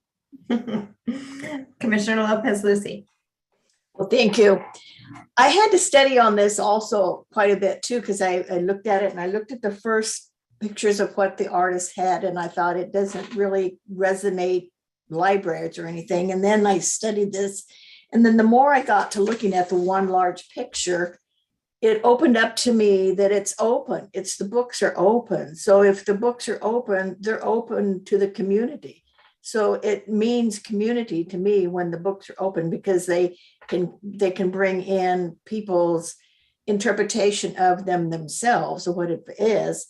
And I just thought it was really kind of unique that it's so different, but yet to me it does say library because it is books, and then it has the different colors. So that had a lot of meaning to me, that you can move, and I can see children, young children running around, and the lights change and everything. And I think it's kind of unique that it would be different lights than you have at the city hall, because I think that's one aspect of people's impressions. But this is the library, and I think it need its own interpretation. And I'm so glad that the art commission, that they really discussed it and really delved into it. And I think finally that it's really depicting. So I really like it, because to me it says it's a library, it's open, and it reflects our community and our people. So I really like it. So thank you so much for presenting it and explaining it, which I read it several times so that I really kind of understood it. But I do think I like it. Thank you. Thank you.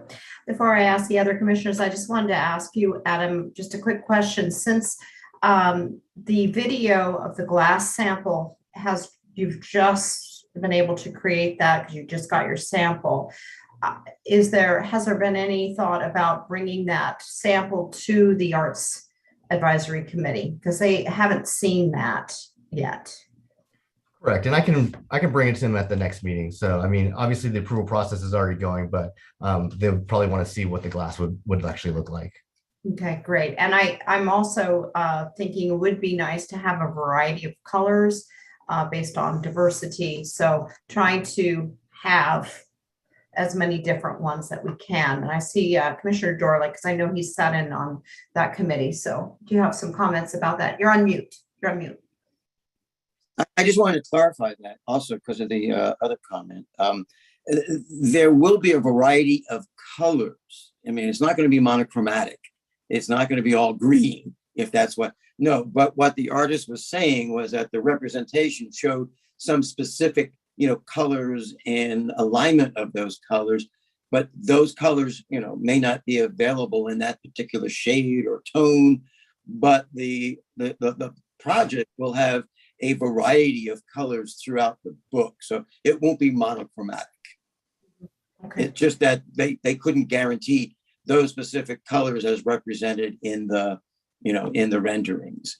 And that was actually one of the issues that the Arts Advisory discussed, because they want to have more specific, colors that would be aligned with the pride flag, say, for example, to indicate diversity.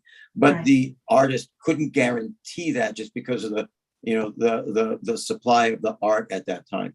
And I also just wanted to emphasize again, as we have talked about many, many times with public art, we do have a very limited budget.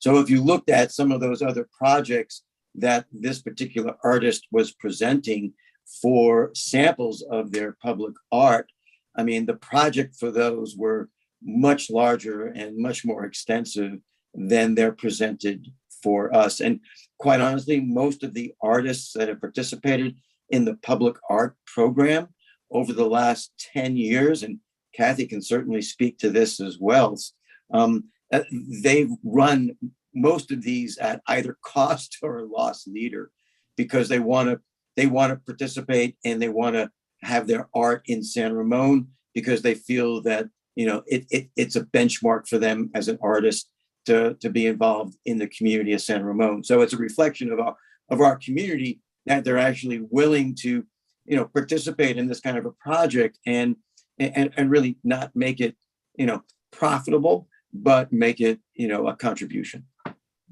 Thank you. And I apologize, Commissioner Breed, for jumping in there. Please join us with your comments and feedback. You're on mute.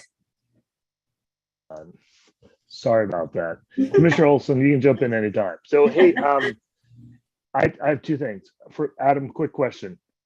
If the budget warrants it, would you think about backlighting this at all, or putting some type of light on it? I read your point about, the street lights will be covering some light, but is this something we backlight at all? So that's my question to you. I probably should have asked it earlier, but any thought on that, or was it discussed? Yeah, so lighting actually wasn't really discussed in this. I think one of the Okay. things that we're going to look at, though, as we look at this piece is how does the current lighting look?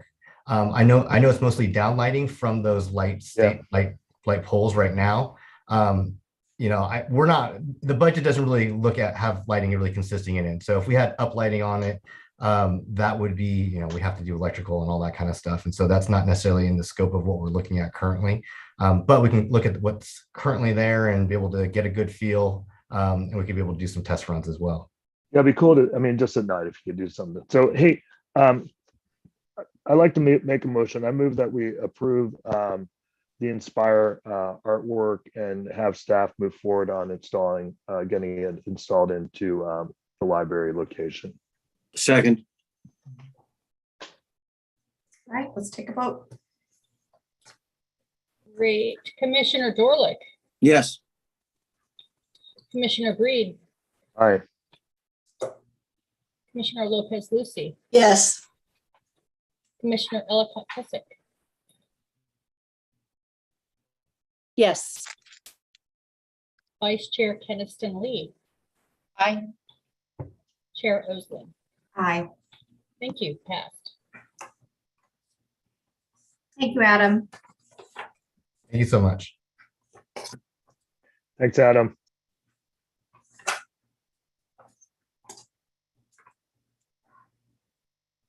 All right, item 8.3, marketing and social media campaign to address social isolation, depression, and anxiety caused by the COVID-19 pandemic. Going to receive a presentation by our new staff member, Amalia. Welcome I'll just again. start by saying I'm Amalia Kolzicki. Thank you for pronouncing your last name. And I will give you a presentation on addressing mental health through parks, programs, and services that I have called Life is Better Together. Perfect. Next slide.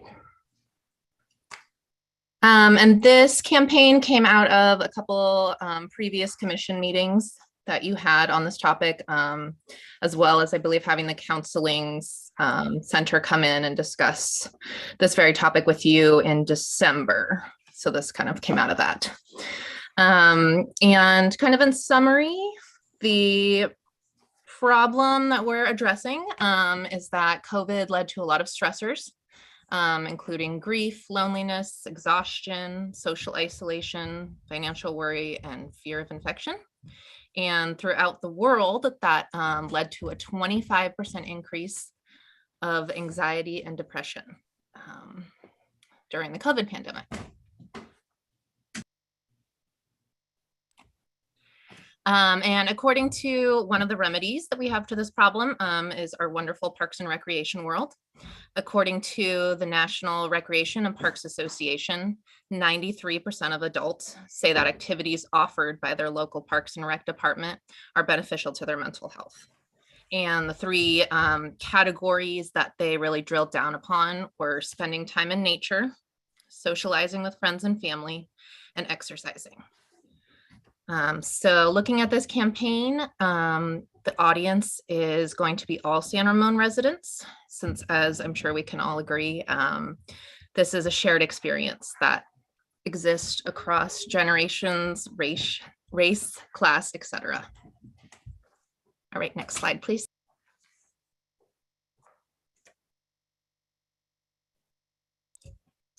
And the method we're using is a marketing campaign focused on the benefits derived from and the opportunities to engage in the parks, programs, and services that are offered by the San Ramon Parks and Community Services Department. And the result or the goal of this would be to increase awareness in the community of the resources that are available through the department, as well as some of the mental health benefits that can be derived from these services. And the timeline while this is a marketing campaign, we will have a large focus, as you'll see, on social media. So the marketing campaign overall will have be throughout the month of July, and then would be tied into the Parks Make Life Better Month, which is a national movement as well. And then a week-long social media campaign would be one business week in July. Next, please.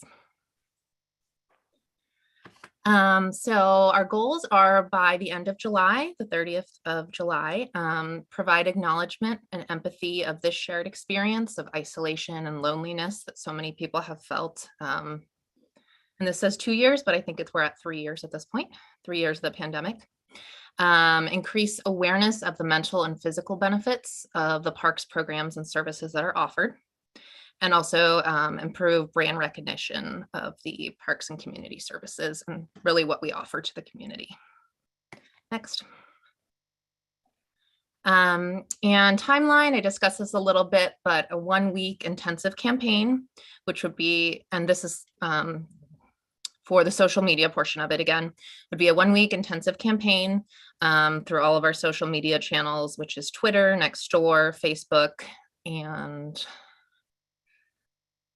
Instagram as well. And the thought on this being 1 week is that it is a little bit more impactful to have a shorter time frame, that we have the community looking at it just for a week rather than something that is stretched out and they might, maybe not connect the pieces that we're providing. And in addition to the social media campaign, we'll do an e-blast, which is approximately 6,000 subscribers through the email, and include this information in the city news and information update, as well as making a digital marquee, which is the big digital sign located at City Hall.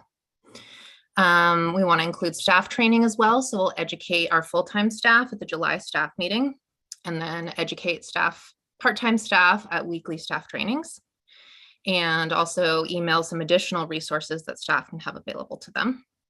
And then in terms of a printed campaign, informational flyers that can be distributed at the front desk, summer concert movie nights, etc. And then potentially in the fall activity guide, include a logo that would indicate which activities particularly provide opportunities for exercise, socialization, and experiencing nature. Next, please.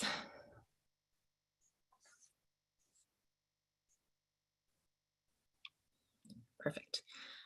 So this is going to focus, these next few slides are going to focus on the social media portion of it.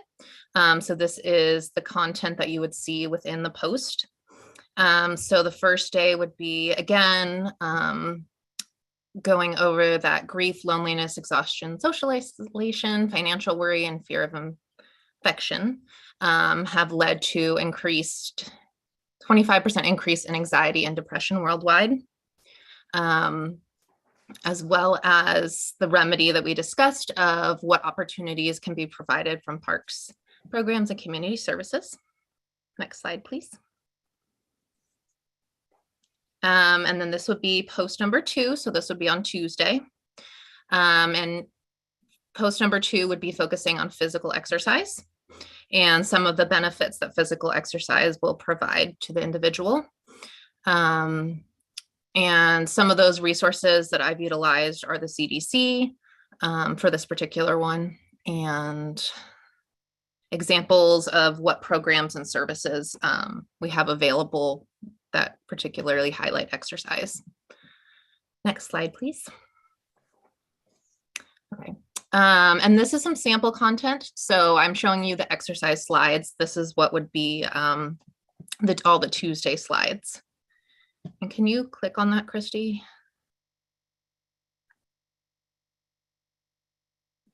Oh, okay, it is working. Okay. So these are some of the slides from the CDC showing some of those benefits, physical exercise for both adults and children. And then here are some of the opportunities within San Ramon, what is offered there.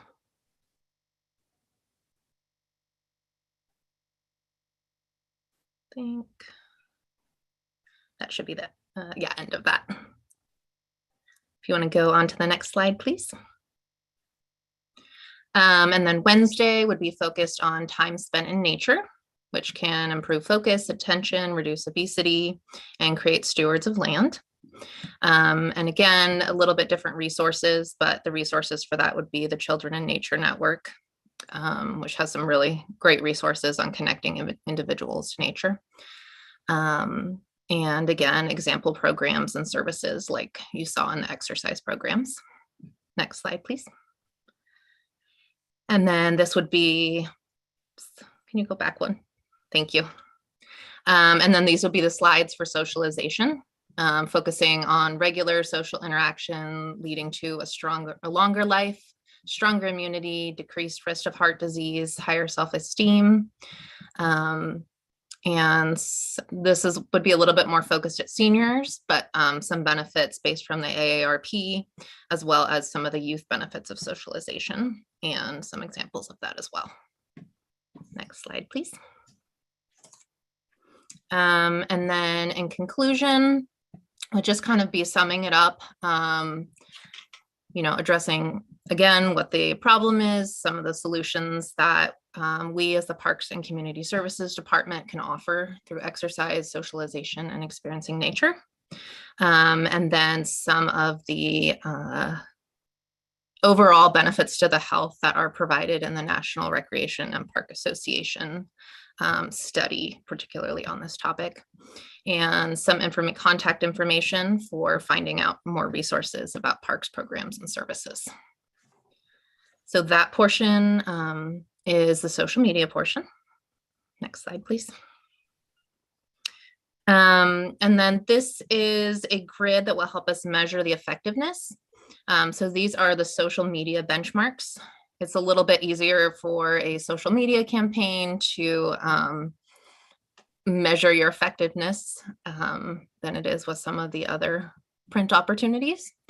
But we'll look at Instagram, Facebook, Twitter, LinkedIn, and the eBlast, and how many followers we have, how many posts we have put out, the average engagement, the reach, the shares, the mentions, and the comments. So that will help give us some idea of the effectiveness of the campaign. Next slide, please. And then in terms of the printed materials, it's a little bit more concrete. So it'll be the numbers of flyers distributed, the questions and staff engagement. So how many people, came up to the front desk and asked questions about the flyer or asked for further information about programming. And then also emails and phone calls that are received on the topic. Next slide, please. And then for some future considerations, how do we engage our partners? Discovery Counseling, East Bay Regional Parks, and some other partners. How do we engage them on this? And then does this content fit into a future park prescription program? And as I was going through this, the crux of this really fits into a park prescription program, which is the idea that you're prescribing time outdoors exercising for the community. So a lot of this really fit into that. So that might be something to consider for the future if San Ramon wants to do that. And then will these COVID stressors continue to be a factor in our community's mental health? And, how do we address that long term without sort of having a time frame for when that will end? And I think that's the end of my presentation. Great. Thank you, Amalia, for a very thoughtful presentation and very organized. This topic is very near and dear to my heart. I had invited Nitsa in to speak to the commissioners and facilitate a discussion around social isolation as a result of COVID. And our community is extremely important, as well as Parks and Community Services, in helping us bridge that gap. I'd like to, before I open it up for a discussion from the commissioners, I'd like to open up public comment to see if we have anyone in the audience that has any comments to make. We do. So let me share my screen and then I will bring in the public comment. One moment.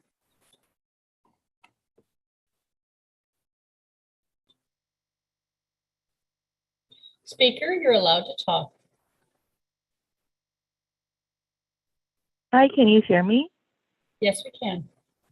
So first of all, Ms. Kozicki, welcome to the program. I think your presentation is very complete. However, it's also very broad. As the public, I'm not sure, for example, what your priorities for the summer months will be for your program. And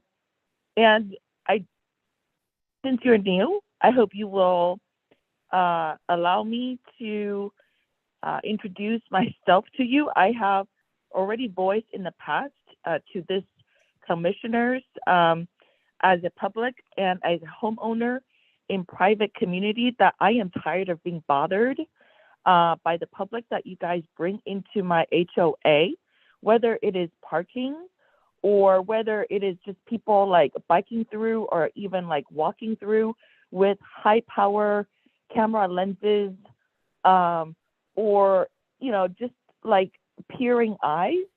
I don't appreciate that.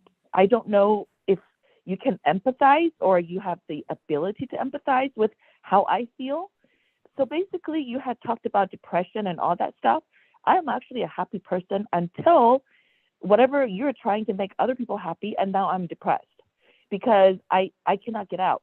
When you bring people to look at me like I'm in an animal in the cage is my home, and I'm being looked at every time, I become depressed. So in your campaign, I want everyone to be happy. I'm a very empathetic person. However, I am an individual and I have the right to my happy existence as well. I am just urging you to please allow reasonable cohabitation in this community because of our diversity, that you will please make sure the public that you are going to recruit via all the social media platforms to please keep out of our HOA, and also please be careful when you are bringing people around our schools because of all the mass shootings and all this stuff. A lot of the trails have direct access into our schools. You want to be very careful because if anything should happen this next school year, I would be very angry with you guys if you guys don't take caution. Thank you. Thank you, Speaker. We have no further public comment. Yeah, I'd like to open up discussion and feedback for Malia on her campaign. And I'd like to start with Commissioner Ellicott-Pesek. Thank you so much. Amalia, I cannot begin to tell you how excited I was to read this. This is a topic that is also near and dear to my heart. And I don't think this is something that's going away anytime soon. I actually think the world has changed and it will be different, and that's okay. But one of the things that I feel very passionate about is the need for people to have a sense of community and connection. And I think a lot of that comes in your neighborhood, in your school community, when you have, you know, kids in school, and in your town. And we feel part of the world, part of the United States, part of California. But I think what's really what's resonating with me is this idea that we build connection and community locally to start with, because the world right now is overwhelming. My kids are high functioning, happy, great kids, but we are all still experiencing a sense of isolation. And I think it will take time.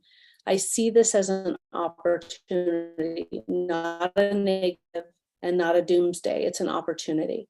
And what you've put forth, what I'm really excited about is it's continuing the conversation that we've all been having offline, individually, with our neighbors, with ourselves, in some cases with our therapists. And certainly we had some discussion about this last fall, really looking at how parks and community services should be part of this conversation. I love the idea of a social media campaign. I think what you've put together is fantastic. I will say my only constructive real aspect to it is I want more. And so I look at this as a kickoff opportunity that's spectacular, but I really hope, and Kathy, this is something I'll probably want to talk to you a little bit more about. I believe that this community has the building blocks. We have the services, we have the facilities, we have the attributes.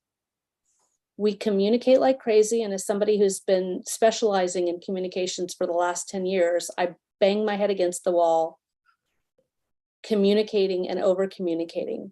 But I also continue to see there are opportunities for better communication and for trying to meet people where they are. And I think where they are is different even again in the last few years. And I think that's going to continue to be the case and evolve. So I would love to see us explore this more. I'd love to see how this works out. But honestly, you know, right now catching people on social media in the summer, I'm not super worried about the metrics. I'm worried about the conversation and continuing the conversation. I don't think that we necessarily need a tremendous amount. I'm not saying we need a new FTE to spearhead this. We've already got it.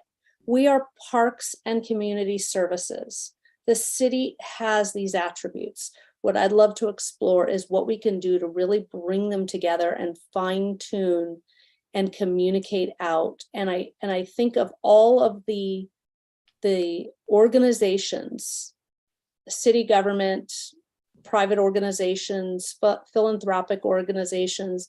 I look at this and think Parks and Community Services is uniquely situated to be a leading voice in our community and perhaps across our local communities in how, for me, the goal goes back to creating connection. I think I talked about connective tissue. All the building blocks are there, but creating that connection where people are encouraged to come out and meet each other, get to know each other, and feel less alone in our houses, in our situations. So thank you for putting this together. I guess one of the big questions I have before I give you all of my suggestions, which don't have to happen tonight, but is, yes, Steve, you laugh, is, you know, is there a plan beyond this, or is this meant to be, as you know, a Kickstarter and then evaluating that, what is our role and is there a role going forward? So I can go on, and I might later when after other people talk, but for now I just want to say thank you for doing this, and you've got me whole heart to be part of the conversation, to see where we can take this from here and create a community that we feel proud of, that we want to come home and visit, that we're excited to connect with our fellow citizens. And again, I don't think this is not about increasing tourism. This isn't about outsiders, though I think we want everybody to be welcome here. And I love that slogan, everybody is welcome here. This is about connecting the people that are here and improving the health of our community and the quality of life.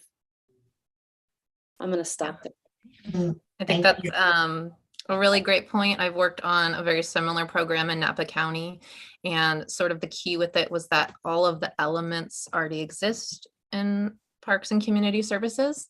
It was just a little bit of almost branding those particular activities or those events, so that, you know, highlighting that they are benefiting mental health. But yeah, all those elements are definitely already there, especially in the amazing services and facilities that exist in San Ramon. I just want to add on to what Commissioner Ellicott-Pesek said about it, maybe looking at it more broader as we move through and forward as a more collective effort, because we know Parks and Community Services, we got so much to offer our community: programs, events, music, everything. We have it here for so much variety to bring people together. But I know that we have so many other groups that we want to be saying the same thing together. Rotary, Discovery Center, Brighter Day, working with our school districts, getting everybody collectively on the same page with life is better together. And I don't know if that's our tagline for a broader view for, down the road, but I love the spirit of this. And I think it's a great kickstart as well. But I want to hear from the other commissioners. I just wanted to comment on thinking more strategically, bigger picture down the road too. So I'd like to ask Commissioner Dorlick next. Is that me? Yes, you. Okay. All right. I like the overall vision, but quite honestly, I'm more Napoleon Hill than Sigmund Freud, and more of a, glass is half full than half empty. And if I look at Monday and I lead with grief, loneliness, exhaustion, social isolation, financial worry, fear of infection, I may not make it to Tuesday. I understand we need to position the issue, but I mean, to lead with that just seems to defeat the purpose. I think, I don't know if it's 1, 2, 3 is how you're going to present it, within the medium, but I wouldn't start with a negative message. Going back to Napoleon Hill, I mean, your predominant thought is what, creates your, your well-being. So, I mean, I would start with, hey, parks, programs, community services offer opportunities to exercise social life, and 93%, and, we want to address some of the issues of, we don't have to say grief, loneliness, exhaustion, some of the, the effects of the pandemic, instead of like reinforcing, because if you reinforce those words, those are the words that people are going to remember, and that's going to be their predominant thought moving forward. So, again, I understand you want to kind of position it as why we're doing this, but I don't think we need to be as specific and graphic. There's been plenty of articles and plenty of discussion about that. And I think you want to start with a positive, attitude moving forward. So people do go to page 2. I bought a book recently and I started to read it. And the first 3 pages, I went, I don't like this book. I'm going to put it down. Because I didn't want to, it set a tone that I didn't want to participate in going forward. So that would be my comment, is I would start with a positive projection so that people are encouraged to move on to day 2, 3, 4, and 5. Because that's the point of it. The point is to be uplifting, and not remind everybody that we're tired, exhausted, lonely. We want to encourage people. So that would be my comment. Yeah, I think that's a great point. And it easily could be reorganized like that.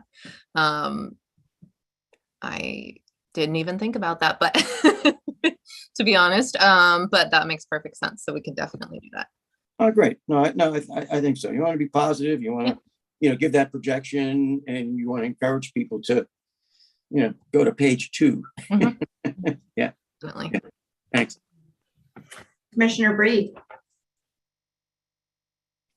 Caught me by surprise. I apologize. Thank you, Chair Olson. Hey, first of all, thank you so much for doing this. And I always, when I'm in my work every day, you eat an elephant, it's one bite at a time. And I think this is one way of, we need to start this. And I think you're doing some good work. My feedback is a couple of things. One, as we take a look at communication of this, we have a big user group.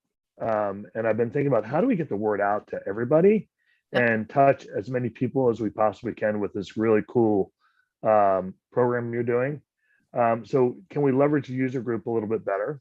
Or I'm sorry, can you think about how do we leverage user groups and some of the more people that are easy for us to connect with, because they're already right here. The second feedback I have is I'd really like us to think, and this is me reading like 50 resumes from teen council, so it's really cemented in my head, but how do we come up with a program for teens? And I know this is in July and they're not in school, but we should learn off this and reapply quickly coming September, October. And how do we work with that age group from, let's call it 7th grade to high school, and really target some type of mental health or some type of program like that towards them for a week, because I think that age group might be left out of this. And how do we talk to them differently? I know you're doing all the social media, but you got my point. And then Will nailed what I said, but how do, from a marketing standpoint, because that's what I do for a living, is how do we make it how do you create like a positive theme each week? You heard what is your one or two messages for that week and do grab them, but I'm not going to repeat what Will said, but I think it's really good. And I know you're just asking for feedback, but my last comment, because I'm not going to say much, but you're doing great. You got to start somewhere, right? So this is awesome. And I'm done with everything Heidi felt about it, but thank you so much for doing this. And this is going to be great. It will be great. So I think it's great now, but I think it's been great with all this feedback. So thank you for being open to that. Yeah, definitely. And that's one thing I've noticed just in my short time here is that a lot of the user groups are active on social media. So asking them to share it and be part of that conversation, I think would be really helpful. I've noticed the swim teams are constantly posting and sharing things that we're doing, and baseball and a lot of the other organizations. It's a little bit interesting because you're assuming that that user group is already utilizing these resources and kind of receiving these benefits. So how do you kind of go beyond just those user groups to those that are isolated at home and aren't participating in programs or getting out in nature? But yeah, definitely would like to utilize those groups as much as possible. Vice Chair Keniston-Lee.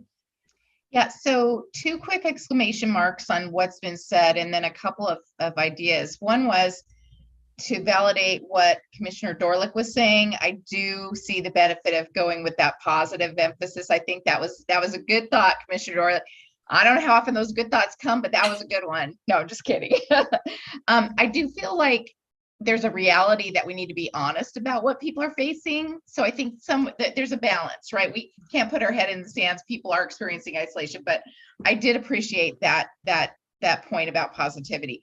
And then Commissioner Ellicott-Pesic, I think you're right on with, we do so much well in this department, in this city. It's not about having the resources, the programs, and the mechanisms. I think it really boils down to communication. I've often thought this, and as I was watching, for example, the city council meeting where they're talking about all this fantastic fire prevention and all these things they're putting in place. And with a lot of what we see here, it's trying to figure out how do we communicate with our community that's already being bombarded with so much information. So the worst thing would be for this program to just be part of that noise, right? And the best thing we can do is to figure out how do we most effectively communicate it in a meaningful way and a creative way. So I'm excited, Amalia, for you to be on board and help us think of, what are best practices, but how can we communicate outside of the box? Because this, as Heidi was saying, is really important messaging. So, and how do we build connections? That's the other thing that Heidi talks about a lot that I really embrace. So I want us to think about things like, maybe I've been thinking about a campaign, the wonder of a wave, like the encouragement of waving to your neighbor, things that are a little bit outside of the box.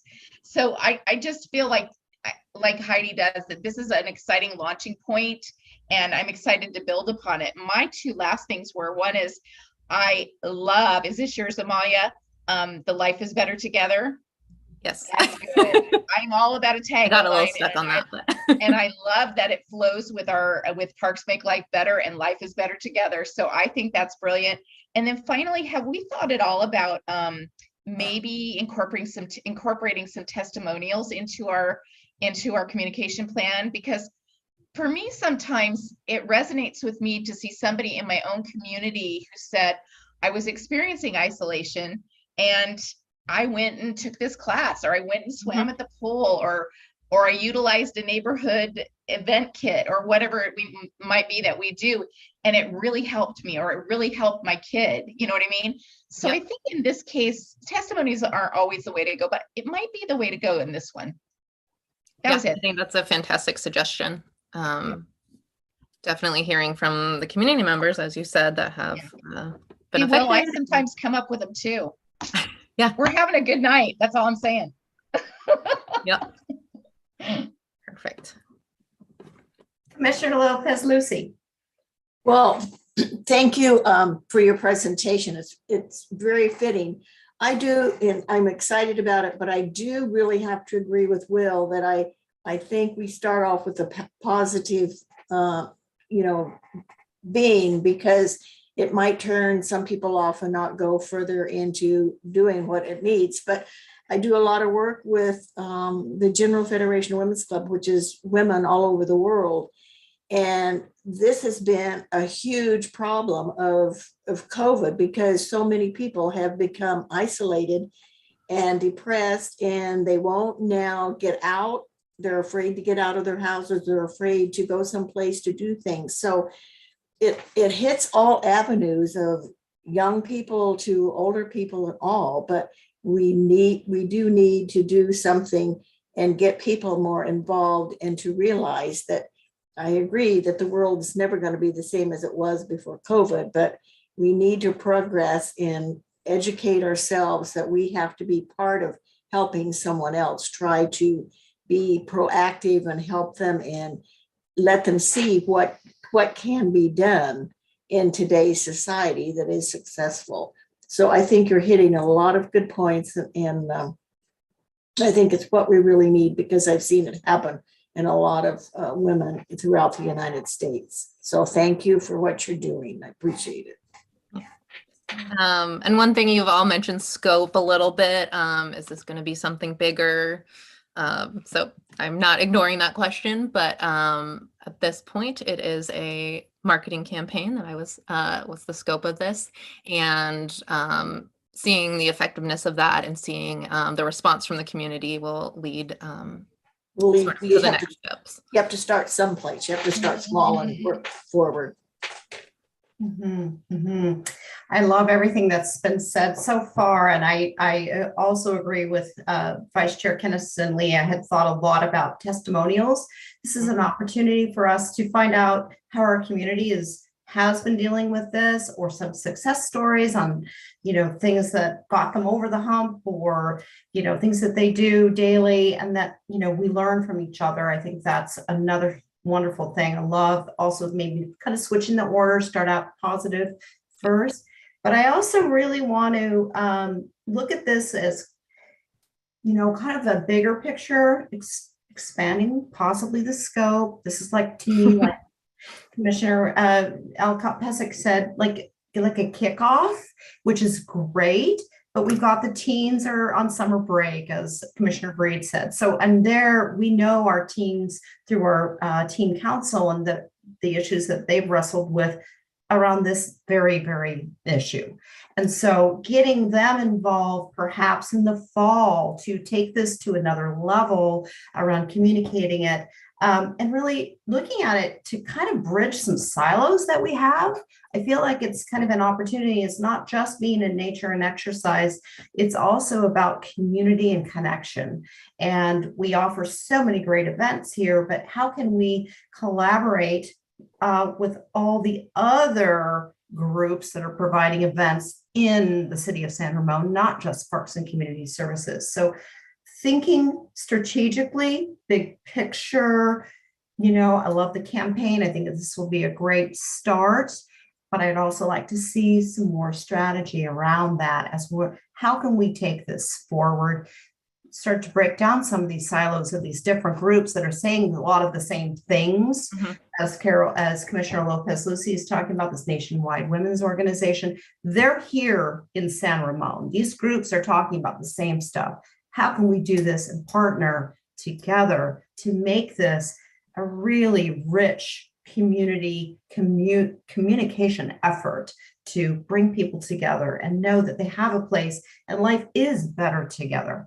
I love it. It's just really makes me really happy. And this is something that's very passionate to me. And that's why I wanted to have this conversation in November, to get the commissioners really thinking about how important this is and how impacted we all have been. But even before COVID, there are people that are isolated for various different reasons. And so it is what it is. It just is something that's within our community, and being aware and trying to get as many people involved as we can and aware is really important. So I see another hand, Commissioner Ellicott Pesic. Yeah, a couple of just follow-up comments and then a question / recommendation. I'm really glad, Will, that you brought up kind of the kickoff tone of the campaign. And one of the things I've been struggling with, and I didn't think about articulating it, but sometimes, I love that we have things out in the community that say, feeling depressed, you're not alone, not necessarily our organization, but they're out there. But I often wonder how much they resonate with people. There are some, but it's like it's a statement. But what does it actually do? Right? I mean, I'm not saying it's wrong, but I'm also I feel like we have a community that's getting weary of talking about COVID too. So that's why I say this is beyond COVID. It's not just the world has changed because of COVID.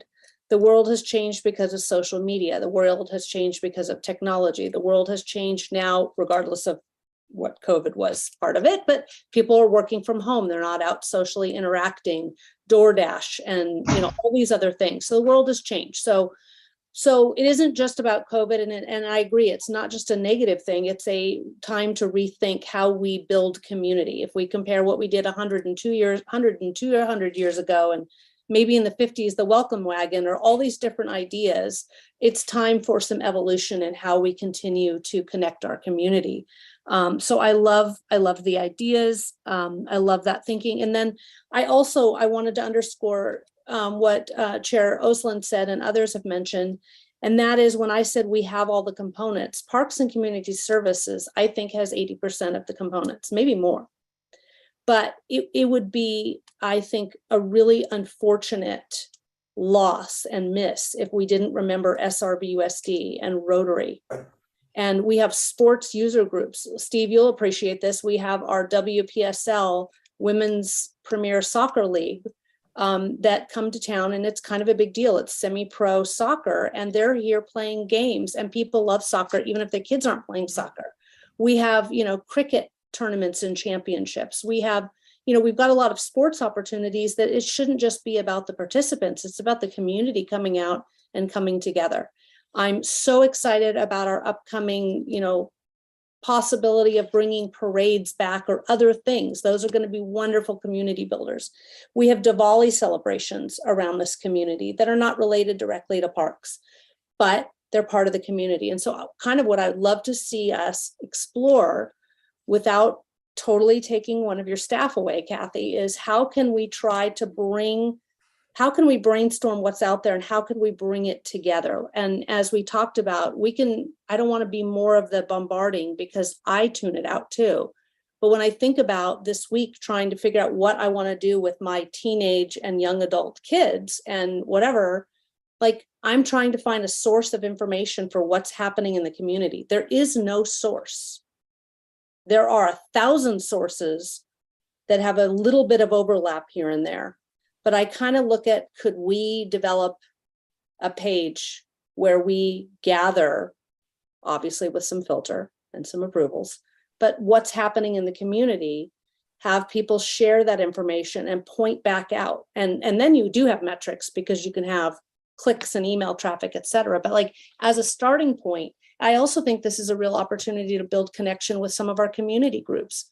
We've got community groups that are cultural and sports and all these different things that coming together and feeling part of that and celebrating those. We celebrate them in culture in the community. We celebrate a lot of different things. So my follow-up question / recommendation, Kathy, is I don't want to like get in the way of staff, but I also feel like, there's some work here, but it's not a tremendous amount potentially. To start with, would it be possible, because we don't want to spend all of our time doing committee business here, could we potentially send this to committee, like maybe the programs committee, to have some further discussion about, are there opportunities to create a larger conversation about building community and connection? And perhaps thinking about, is there something larger, an umbrella we want to create, like Life is Better Together, or something like that, where, I have 1,000 ideas coming into my mind, and I don't want to bombard you with all my ideas, but whether it's across our communities, all of our Pleasanton and Danville and Dublin, they're experiencing similar things. we talk about all of our organizations and community groups. We talk about this in our school district, all over the place. We're talking about the same conversation. Can we perhaps coordinate as a committee to do some work in thinking about this and maybe come back with a recommendation or two to consider? I think I think it's been a great conversation and fabulous feedback. What I think we'll do is we'll go back, which is what we plan to do, is grab your feedback and then go back and take a look at what we think we can do, what our options are, what some of this is. I do think what I'm hearing from all of you is that we want to go ahead and start, at least get this going in July, because we don't want to not. But again, we'll go on a staff level, take a look at it, look at our resources, look at our schedules, look at all of that. And then if at that point we're certain we've got something, a product we want to bring forward, then yeah, it would be great to bring it to a program committee. I don't want to guarantee that we can do that next month or even the month after, but we can definitely work on it and bring something back forward to have further discussion. I'd like to also kind of put a plea out to the commissioners to really think about this discussion. This is extremely important within our community, and we can't just rely on Parks and Community Services. There are a lot of other entities that are impacted by this that can partner with us. And so I'm not really looking at adding, I don't want to add work to the staff either, but I think that it's a larger conversation. And I'd really like for the commissioners to be thinking about this and how we can approach it in what we discuss here. It's important. So I want to thank Amalia for your great presentation and for sparking some good discussion. I want to thank all the commissioners for great feedback for her as well. And welcome. We're really happy that you're here and that you're continuing this conversation. Thank you very much for the feedback, and we'll definitely take that all into consideration.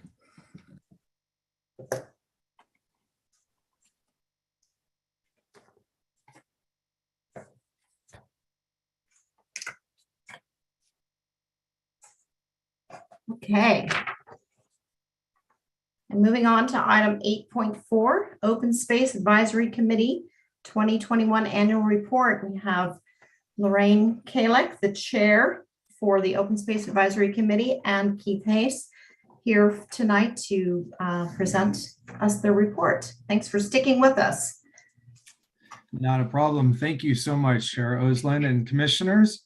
It's my pleasure to bring the Open Space Advisory Committee's annual report to you this evening to help keep you informed of the great job the committee has been doing under the leadership of Lorraine Kalick, their chair. The committee members have a passion for the open space and want to help the city preserve it and provide opportunities for residents to enjoy it.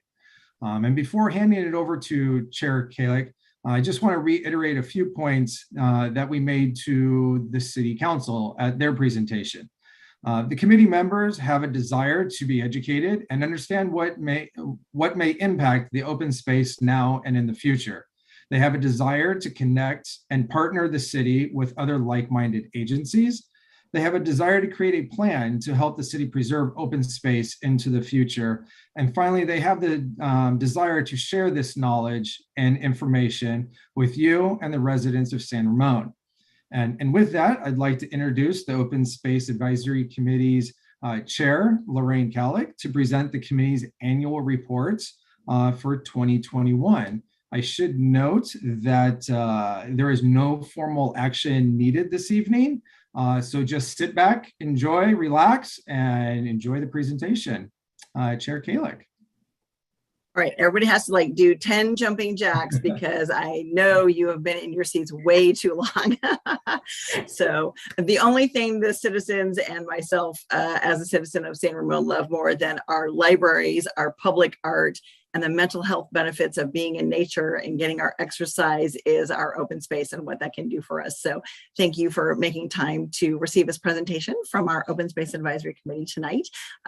You have the full copy of our 2021 annual report and all the slides in your packet. So I'm going to try to keep my remarks brief and let you ask questions or provide feedback as you see fit.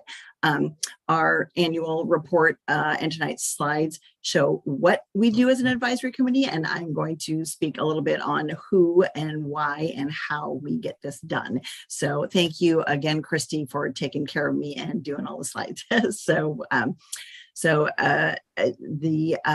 Open Space Advisory Committee consists of 6 members. Maybe that's our next slide, I think has, there we go. 6 members, including an alternate and NGO, 2 commission liaisons, including your own chair, Julia Osland from PCS, and 1 from planning commissions, our city council liaisons, and we are supported by city staff. I just want to personally thank those who served last year, including our former chair, John Miklos, and our liaison, Scott Perkins, who brought a lot to Open Space Advisory Committee. My own thought and quote is that the only way we can protect the flora and fauna from the impacts of people is through the efforts of people, and our advisory committee serves a role to keep focus on what I think we all cherish. So our next slide, please. Our committee's charge includes prioritizing land and recommending properties for preservation. We advise on opportunities and threats to open space, provide a forum for public input, seek partnerships with other advocacy groups, and report annually to the City Council and your commission. So to provide valuable advice, the committee works with staff and our agency partners to educate ourselves on a variety of issues, resources, and more. We collect and vet information, so recommendations from our committee have actual value. This is a list of presentations and educational opportunities that we had last year. Again, staff does a great job putting these together for us and coordinating with our partner agencies so that we get the learning and input that we want when there's not a lot of advising output going on. We make sure that we are filling our time with input. So these are presentations that we had last year. So our next slide, please. Thank you. So our annual work plan consists of setting goals and reporting on the progress of our previous goals. In 2021, our committee discussed and voted to establish 3 subcommittees that align with groups of goals and activities, and each one has been set to have a lead member to focus on the specific tasks that we work to accomplish between meetings of the full committee. And you can kind of see here what we have broken down into these 3 priority subcommittees and sets of goals. So in our next slide, this report shows our accomplishments for 2021, and we'll have a presentation of future work goals. We've divided everything into these same headings kind of throughout the slideshow so that we use this to format all our documentations, give a little bit of consistency to our agendas, our meetings, and so forth. So we have these, as I said, 3 subcommittees there. So our next slide. So in our accomplishments, the protection and preservation, I'm sorry, it looks like we're missing one. This is management and use. Do we have one back perhaps for protection and preservation? There we go. Thank you. So our protection and preservation subcommittee is spearheaded by our vice chair, who is Bob Peoples. Bob is an amazing resource and an incredible asset to our Open Space Advisory Committee. He's written documentation on tools for protecting open space and their applications. He's the author of the draft 2022 Open Space Plan document that we recently presented for your feedback. He is really the lead and what we are really focused on for what we were able to do last year and what we have coming up this year in terms of protection and preservation of open space. So our next slide, please. Management and use of open space. Our accomplishments for last year are really the result of work done by our Trails and Connectivity Subcommittee led by our member, Sally Scholl. Sally has an extensive history of community engagement regarding open space issues. She's an active user of the San Ramon Trail System, and her talents are really how we're able to accomplish these items for last year. Next slide. Outreach and education about open space is our third subcommittee. This includes both internal and external outreach. When I joined the Open Space Advisory Committee in 2019, I felt like it really took a long time to learn what is an advisory committee, how does it work, what resources were available to us. It's not like a business, a little league, a PTA, where I had my experience before serving here. So we created a new member orientation packet.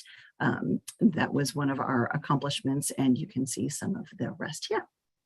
Our external outreach includes working with the hiking app developer Outer Spatial and our city's website content creators to provide information on to the public on ways to enjoy the open space on their own, go on hikes alongside our members and staff.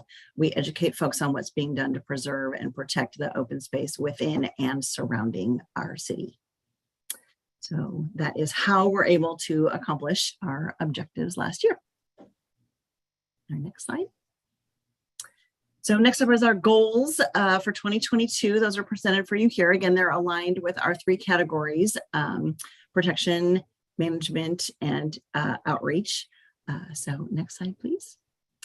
We've actually got 2 slides here with our goals. There are 8 specified goals for the open space Protection and Preservation Subcommittee. The 2022 plan is our top priority. It's the highlight. It's the culmination of extensive research, input, and collaboration.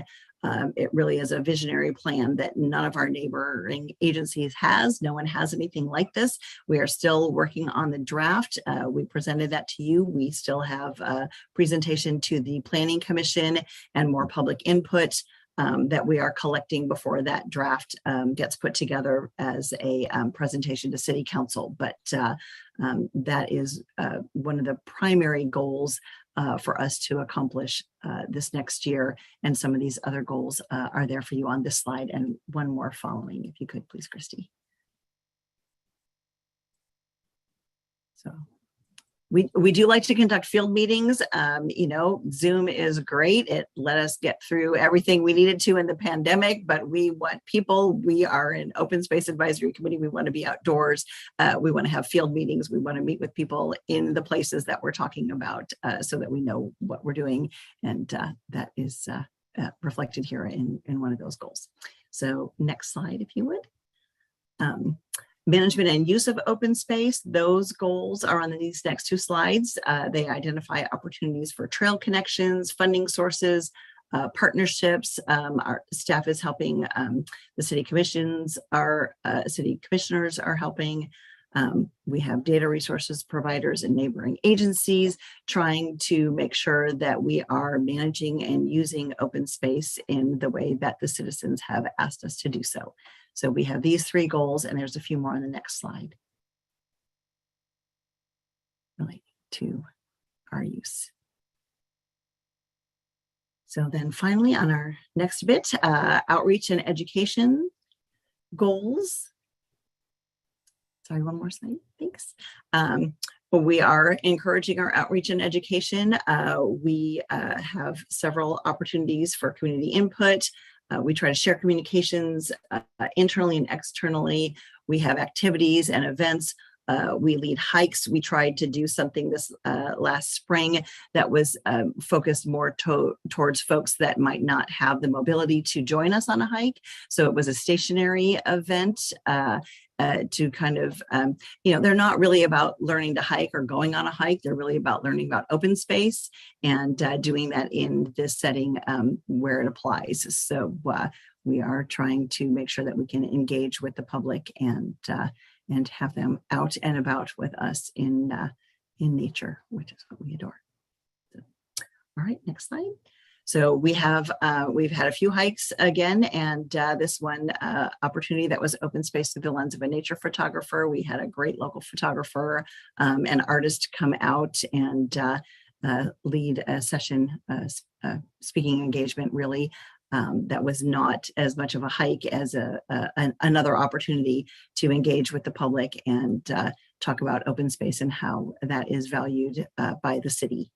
Right, our next slide.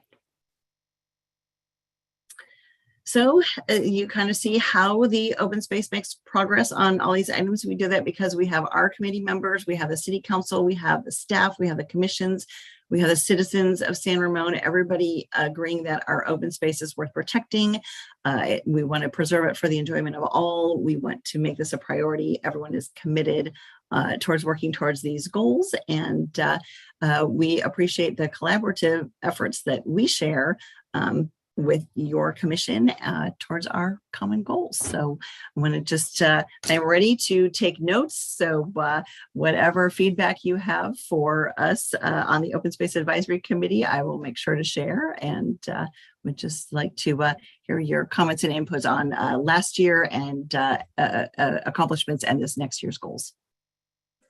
Great. Thank you so much, Lorraine. I really appreciate staying with us this late and sharing your presentation and giving us an idea of where you've been and where you're planning on going this coming year. I want to make sure if we have any public comment. I don't see any, so I will close public comment. And does any of the commissioners have any comments, feedback for? Sure, you do have a public comment now. Did you want to reopen it? Yes, I will.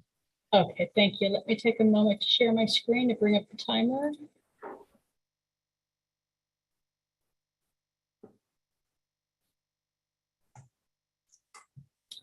All right, you're able to speak now. Hi, can you hear me? Yes, we can. Thank you for reopening the public hearing. I was a little slow. Thank you for the report and thank you for all you do. I would like to share with you that the other day when I was riding my bike on the trail, I found this gorgeous plant, which is purple, and it's like growing out of a bunch of thorns. And then when I looked it up, it's called thistle. And thistle is actually the flower of Scotland. And I'm wondering, why is it that, part of our parks and community services do not engage in more educational, activities or, like encouragement of research of those unique, even though they're weeds, but a lot of these weeds are not only gorgeous, if you look into it, these weeds actually have history that are related to our American history.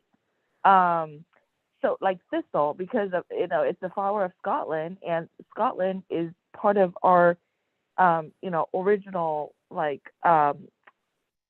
immigrants to this country. I learned a lot. So I wanted to share that joy. And I think part of the reason why I, as a person, was able to survive this past 3 years of, this terrible virus is because I continue to engage in intellectual activities because I'm naturally curious, and I hope we can be a little bit more curious about the things around us. And if you want to help a lot of people get out of depression and occupy their minds on something else, I think there is nothing better than to engage in something beautiful, such as the plants that we see in our community, and also, just observing the change of the clouds. I can look at the change of clouds all day long. Anyways, just wanted to share with you my survival tip. Thank you. Thank you, Speaker. We have no further public comment. Okay, great. I'll close that. Thank you for your comments. Vice Chair Keniston Lee. Thank you. So, Lorraine, I said a lot of what I had to say when you guys presented the protection plan. So got all my stuff to Bob then. But I did want to say that what continues to resonate with me is this focus, which I love, is this focus on collaboration and partnerships. I think that's so valid because we don't operate in a vacuum, and open space is a regional issue. And so I get this vibe that you guys are really taking a best practices leadership role in this whole thing, and that you're either participating in regional meetings or you're forging regional meetings. And so, I know you have the best interest of San Ramon and our residents at heart, but I love that you guys are looking at this from a different perspective. I love that public information outreach is a big part of what you're focusing on. And I loved seeing Bob at the Art and Wind Festival with all his maps. And it was wonderful for them to have that access to somebody who was knowledgeable and passionate about open space. And anytime those Commissioner Ellicott Pesek are those connections we're talking about, right? Making connections. I'm also impressed that you guys are making yourselves aware of things like RENA, and you're keeping abreast of issues that will impact your mission and your charter, right? So that's impressive as well. The final thing was the remote hikes. I think that's so inclusive, and that's brilliant, because not everybody has the physicality to go out and do some of the even some of the simple hikes, right? And so if we can, it's actually in our best interest to, as we promote open space, to show them remotely how beautiful it is, right? So I think that was really neat. So good job. Keep up the good work.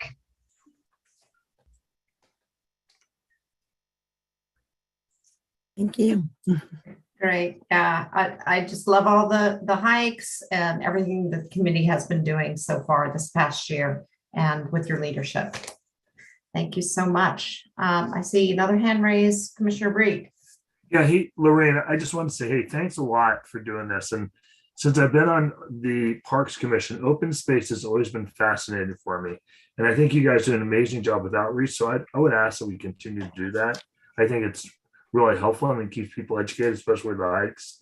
And I think the report's super detailed. I think the other thing is, I've heard some rumbling of, as people are taking hikes on trails, how do they mark where they're at? If all of a sudden there's an emergency, or if they, break a leg or something like that, how can we provide some type of resource?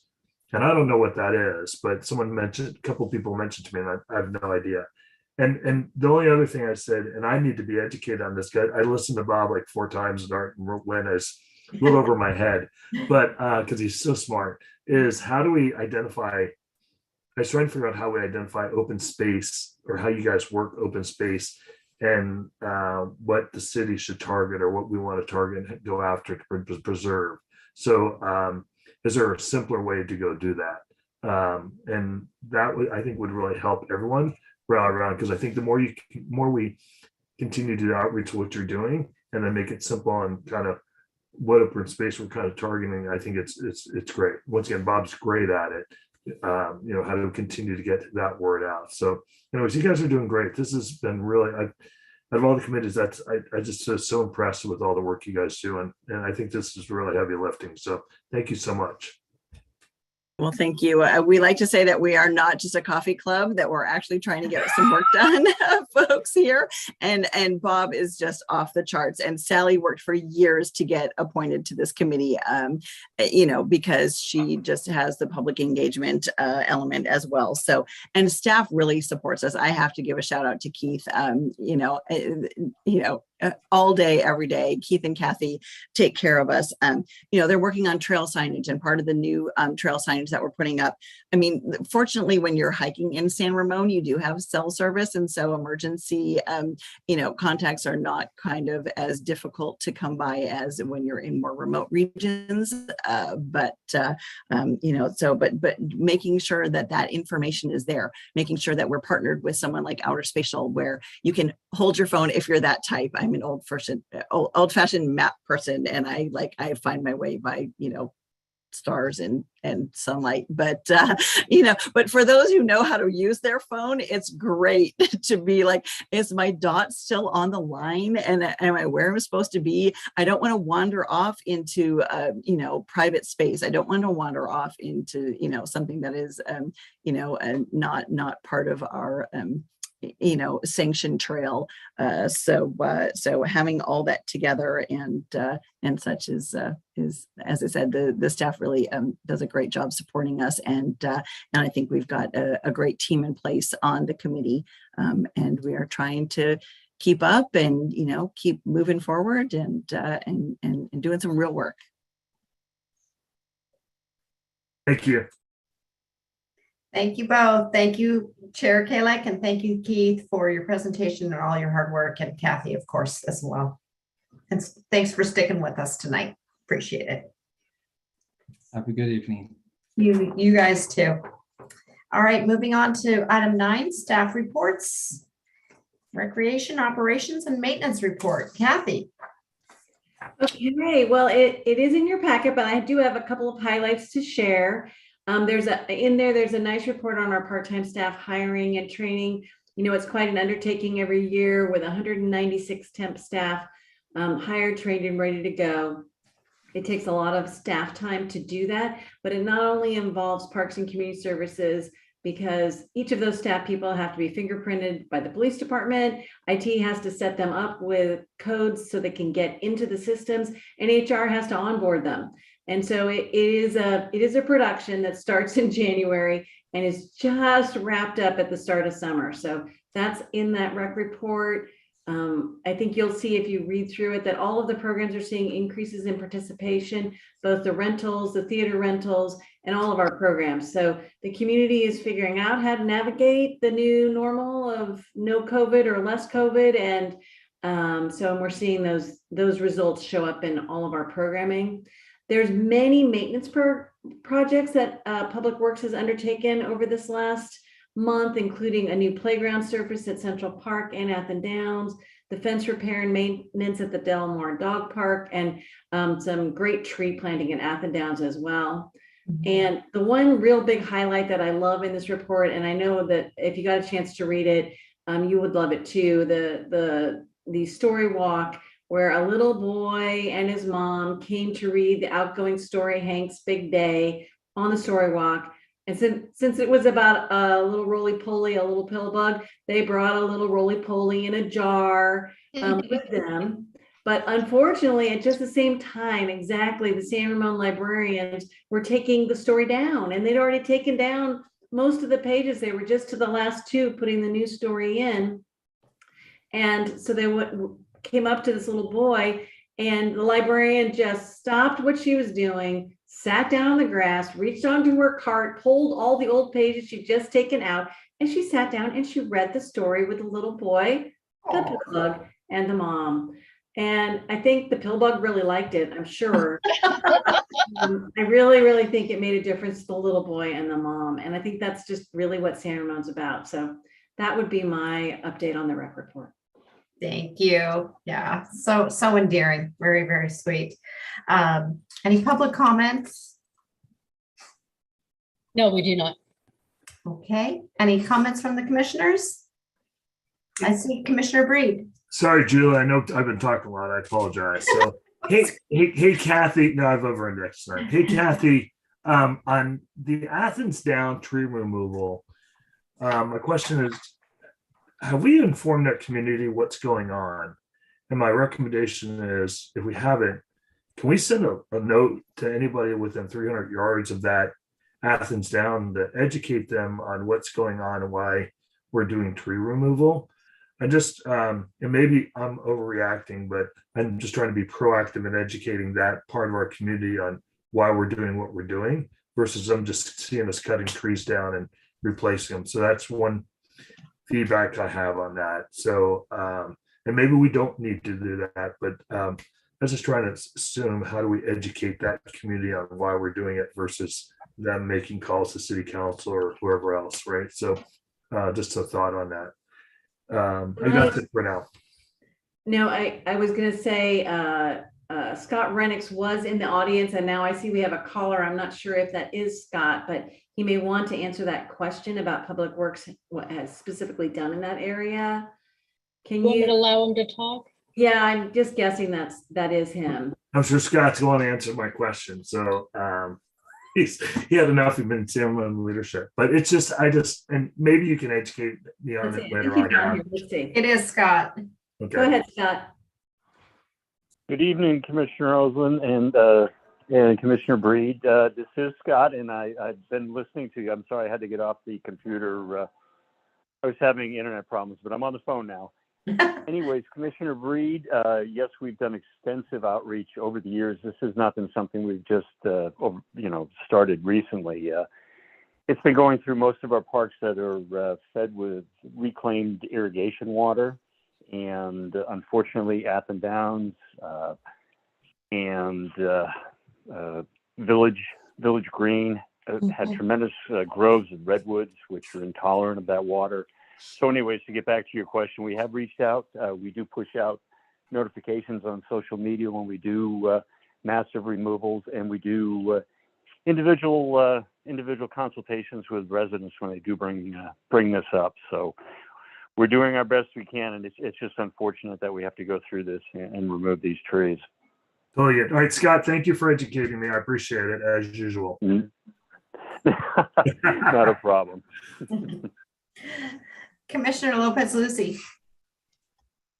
Well, I just wanted to say, when he was saying that, I remember at Village Green was one of the first things when we had to take out the redwood trees. And so I know that we've done lots and lots of advertising and educating the community, because I remember that was probably about one of the first ones when that happened. And I was part of, when people were so upset and all. And so we have done, I think, a great service to that in educating the people, because it really makes a difference. But as I go along the road now, I look at all the trees to see if they're, especially if they're redwoods, if they're really, healthy or whatever. So it does make a difference in how you view your trees and everything. So and I just wanted to say that I'd known that was, I think, one of the first parks that we had to remove a lot of trees, and people were so upset. Yeah. Commissioner Ellicott Pesic. Just briefly, Kathy, I love that story about the pill bug story walk, right? The book. And I don't know if you've already done it, and maybe you said it and I missed it, but I would love for that to be a highlighted story, different than a testimonial. But I think that brings home so much clearer what the story walk is about and who it affects. And I would love for things like that to have a photo to go with it, and obviously protecting the child's privacy as the parent would consent, maybe the back of the head or, whatever it is. But there's just something, the picture you painted there is really special. And I think that it would be nice for the community as a whole to have the opportunity to hear that story. I think the pill bug could sign a release. I think we'd be okay there.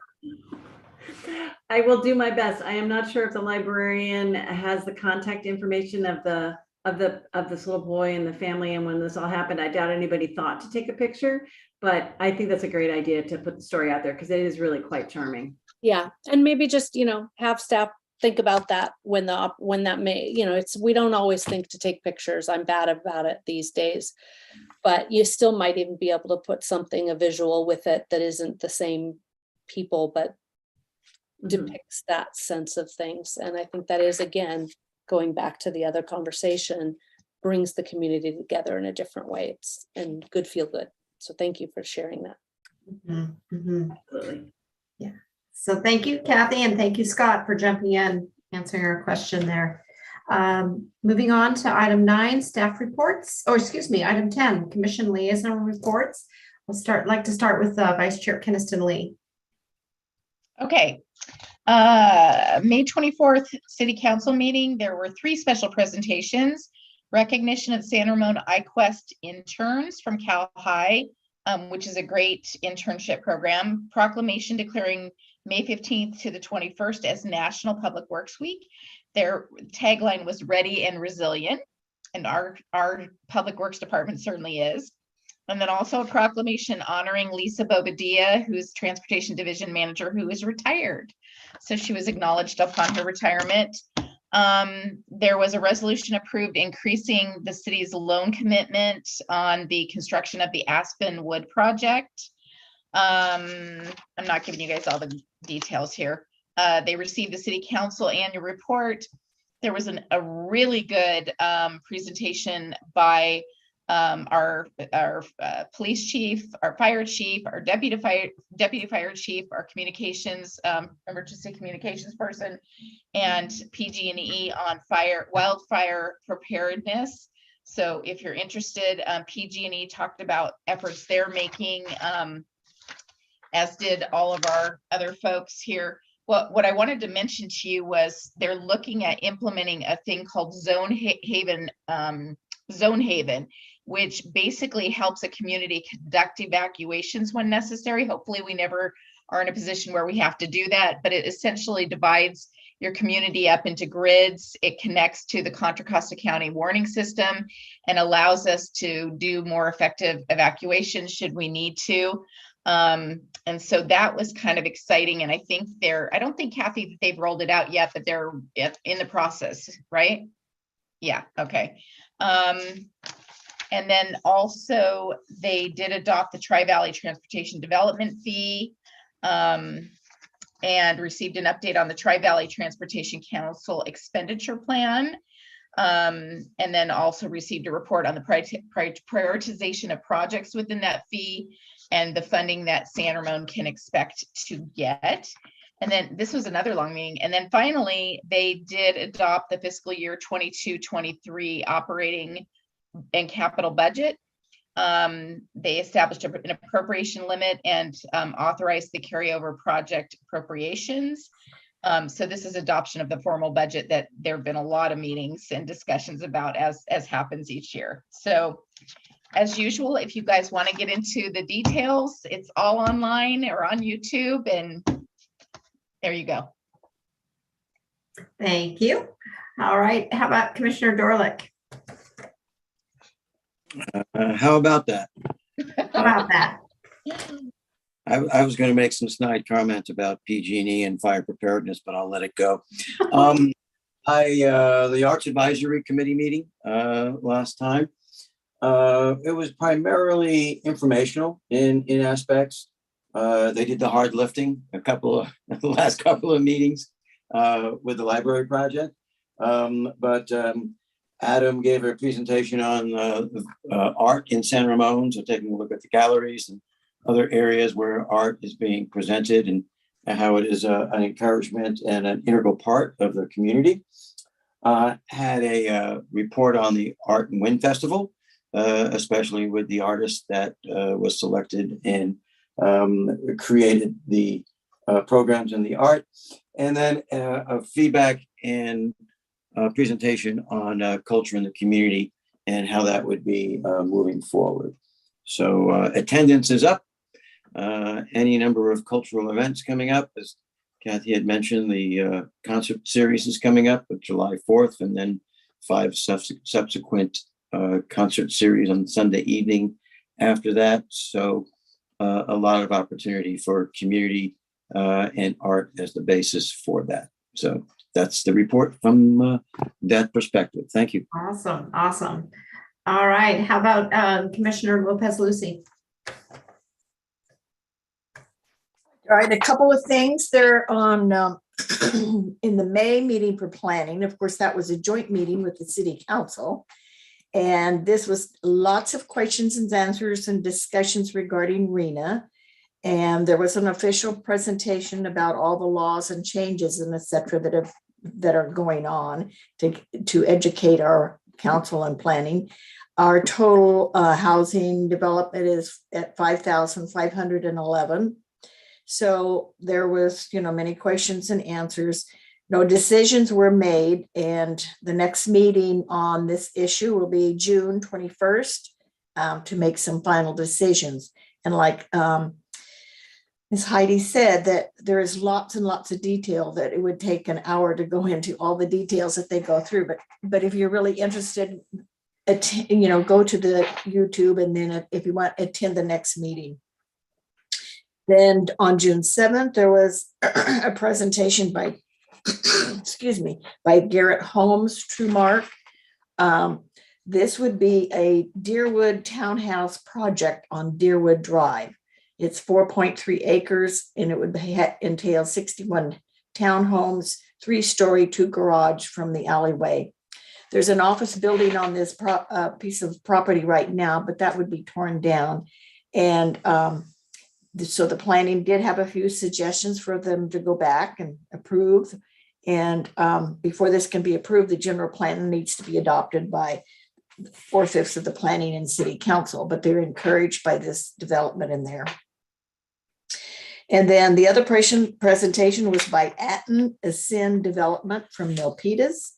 And there was a presentation. They're a large corporation which builds large companies. I mean, not companies, but townhomes and condominiums and everything. So this was a presentation for, where the Morgan Territory site is on San Ramon Valley Boulevard. This is what they're looking at. It would be 162 apartments, 5 stories high. So planning have given them suggestions. And this is just a presentation so that they have to get funding for this application to proceed with that. But that were the 2 presentations for that. So, and there was no EDAC meeting. So that is my report. Great, thank you, thank you. Any updates, Commissioner Ellicott-Pesic, for your committee? No, I unfortunately got confused about the teen council meeting in person, so I missed their last meeting while I rooted around everywhere for the link to join. So I apologize. I don't have anything to report. No worries, no worries. And then Commissioner Breed, do you want to report out on Senior Advisory Committee? It's all you. I am your caddy when you're there. So no, it's all right. you. All right. Commissioner Breed joined me, so I wanted to give you an opportunity. It was the committee business involved the drive, park, and walk trip programs for the seniors. The committee members made additional suggestions on additional sites to go visit. A lot of input was put forward. And then they also talked about that they have a vacant position for one of their committees, the Senior Needs Assessment Subcommittee. So they got another volunteer for that. And Steve Cox was telling us that meals are up and there's a lot more synergy and activity at the senior center. I also serve on the Open Space Advisory Committee, and we haven't had a meeting since May. Our upcoming one is next Monday, and we're going to have a GAD presentation, San Ramon Trails Master Plan update, and San Ramon proposed trail sign content feedback. So that's coming up on Monday. We'll be having that meeting. And I just want to make sure, do we have any public comment? We do. Yes, we do. So let me take a moment to bring up my timer, and then I'll bring in the public. One moment.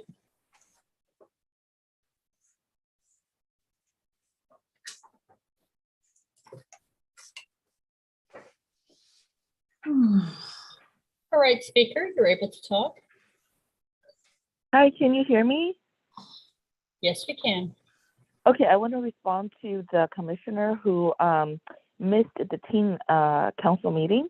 I actually had a similar experience. I showed up at the senior center for the senior committee meeting, and then they last minute changed it to teleconferencing.